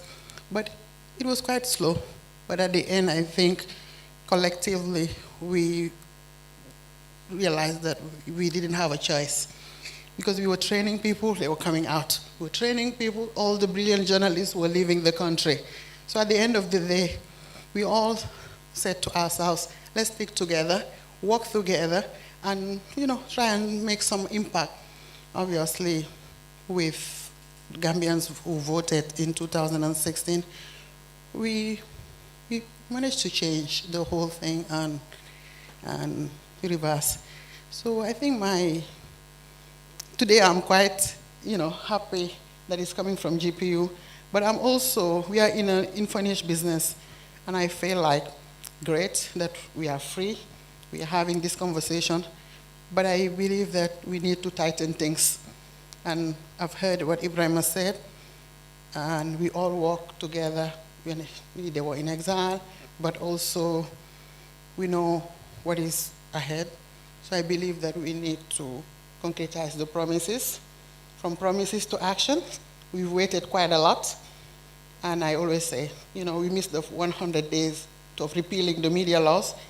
I'm appealing to the ministry and all stakeholders to say, let's repeal all the bad laws and get the media to work properly and get the conducive environment that we deserve. Of course, we are free, but the laws are here, so we're not free. So let's get the laws. Let's get an access to information law, because information is power. Information is the oxygen of democracy. And if we have that access to information law, all the things that Mustafa was saying will not, of course there will be still challenges, but they will not be there because we will have the framework to protect public servants, but we'll protect journalists as well. So let's repeal the laws, get journalists to do business, government to account, but also to have good regulation for media accountability. We believe in freedom, but freedom and accountability, so they go hand in hand. I'm so thankful and happy. When I'm here and I think of all the journalists who lost their life, I'm a bit emotional. So this is dedicated to my team, of course. Without them, I would not be able to do anything. I'm so grateful that it's happening here. It's dedicated to all the persecuted journalists, but especially the Gambian journalists who lost their life. I'm so grateful, and my thoughts are with them. Thank you. Congratulations, a round of applause, please. Fatou Jagne Senghor, is a human rights champion and a distinguished fighter for press freedom and freedom of expression. Fatim, is that the last one from the categories? Right, that's the last. Thank you so much, ma'am, for joining us on stage to receive this award. Well deserved. And of course, that brings an end to this edition of the GP Awards. But before we go, we want to have the program's coordinator or manager at the GPU, Mr. Jahate, to join us on stage to deliver a brief vote of thanks to each and everyone who took their auspicious time to join us here to celebrate this year's National Journalism Award. Mr. Jahate, welcome on stage. A round of applause for Mr. Jahate.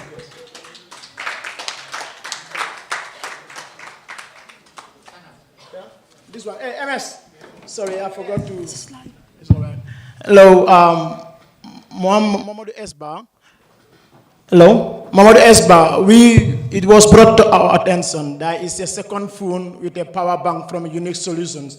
That this phone has to go to the winner of the business reporting category. So please come and receive an additional token on top of your other awards.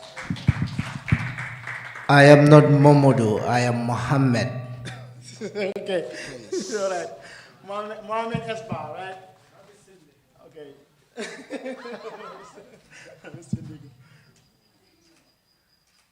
Okay. Congratulations. Thank you so much. Good evening. I know it has already been a long day, so I don't intend to keep you here any longer.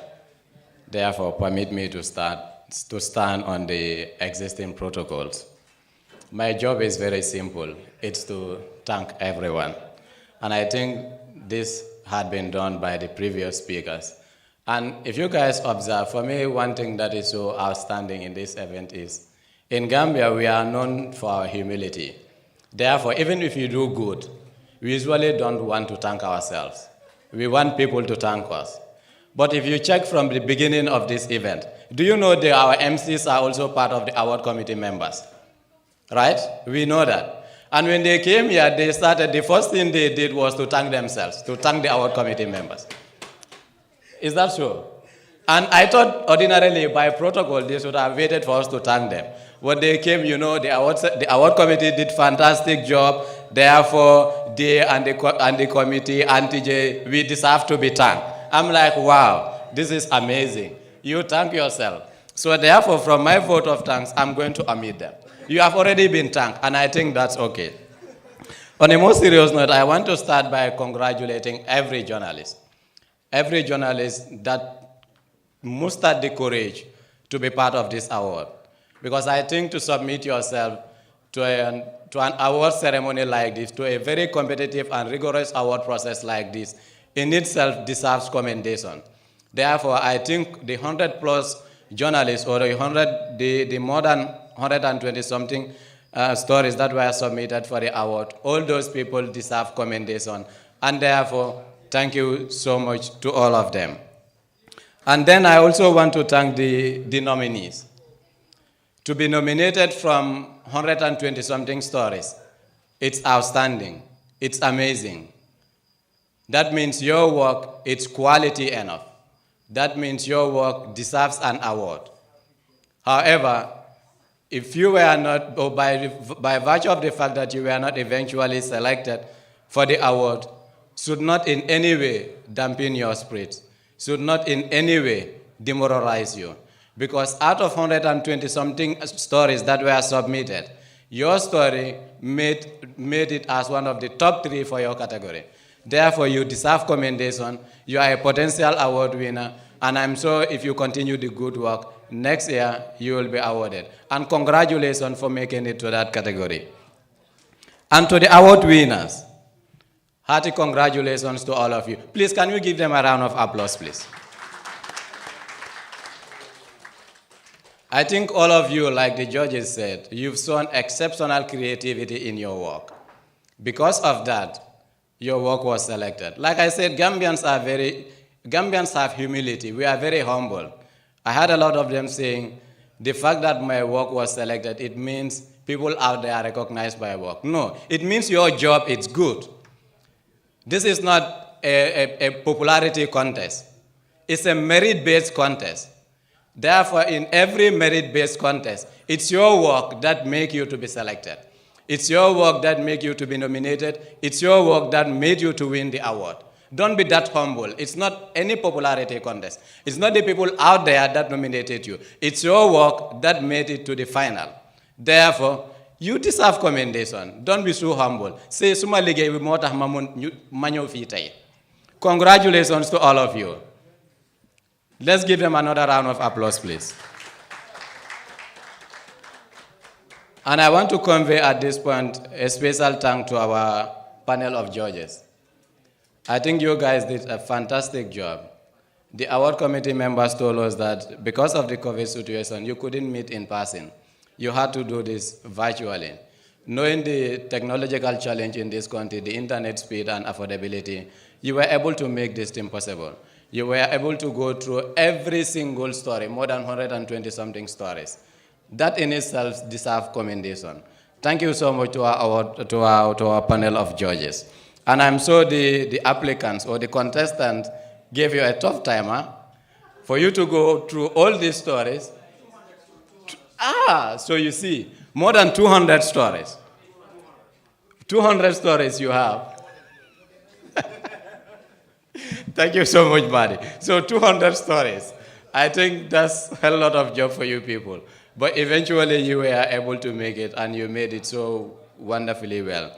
Congratulations to you and your team. And to our sponsors. The fact that we have the journalists applied for the award, or the fact that we have the panel of judges doing the shortlisting and eventual selection of the award winners, wasn't a guarantee that we were going to have this night today.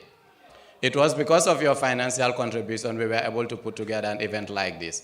Therefore, we send our heartfelt congratulations to you people.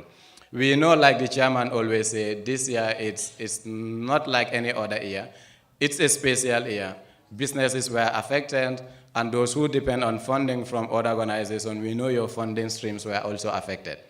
In spite of that, you found this award ceremony worthwhile to give in your hard currency, to give in the little amount of money that you have to this process. Thank you so much. It's because of you we are able to be here today. It's because of you we have this award ceremony. Thank you so much. A round of applause to them, please.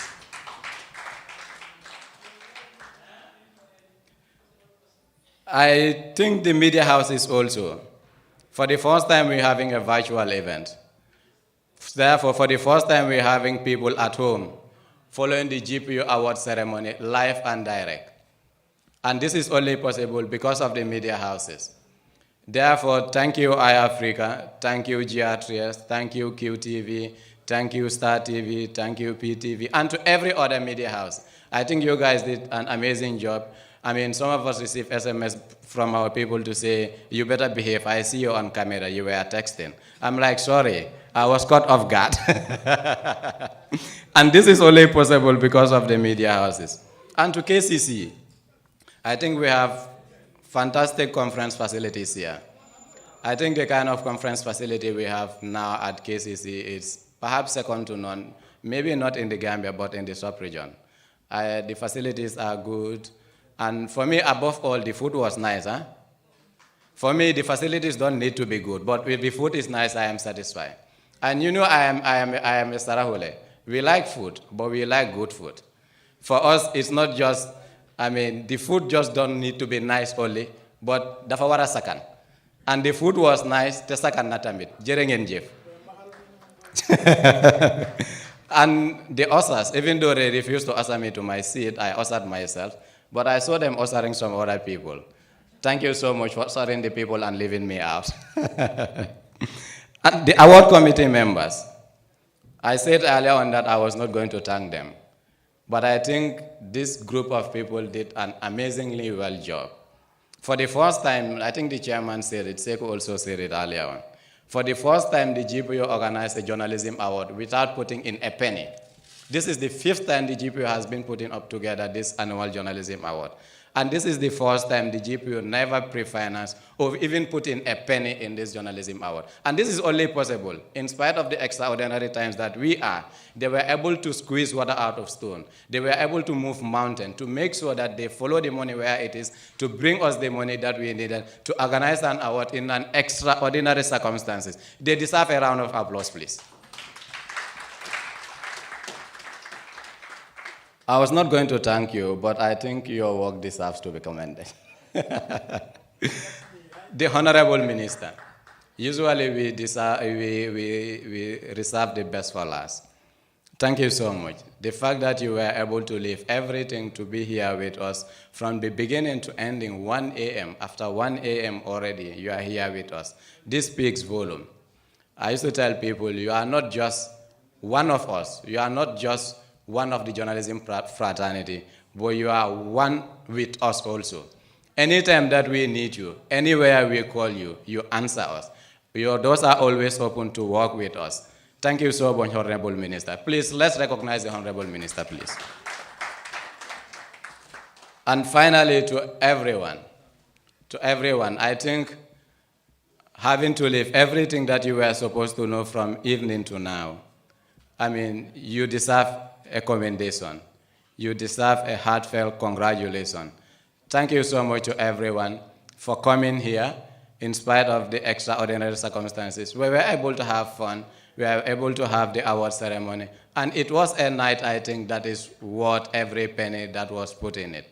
Thank you, everyone, for coming. And finally, though, since this is supposed to be the last speech or the last statement, I am thanking everyone.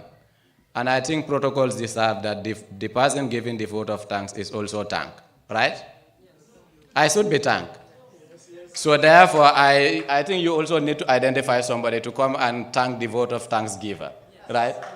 Thank you so much, everyone, and have a beautiful evening. Thank you so much, Atab, and I beg your pardon, Mr. Jahate. And then before we go, special thanks to VOD, Kid Fatu Network, Gambia Talents Promotion, Paradise TV, Star TV, GRTS, for joining us try to stream live this event. And of course, to our sponsors, EU Delegation to the Gambia, Unique Solutions, GT Bank, Sapoji Palonji, MFH Group, Rafijab, GPA, Gambia Red Cross Society, Lambai Communication, and of course, to all sponsors who do not wish to be mentioned here. Thank you all for coming, and safe journey back home.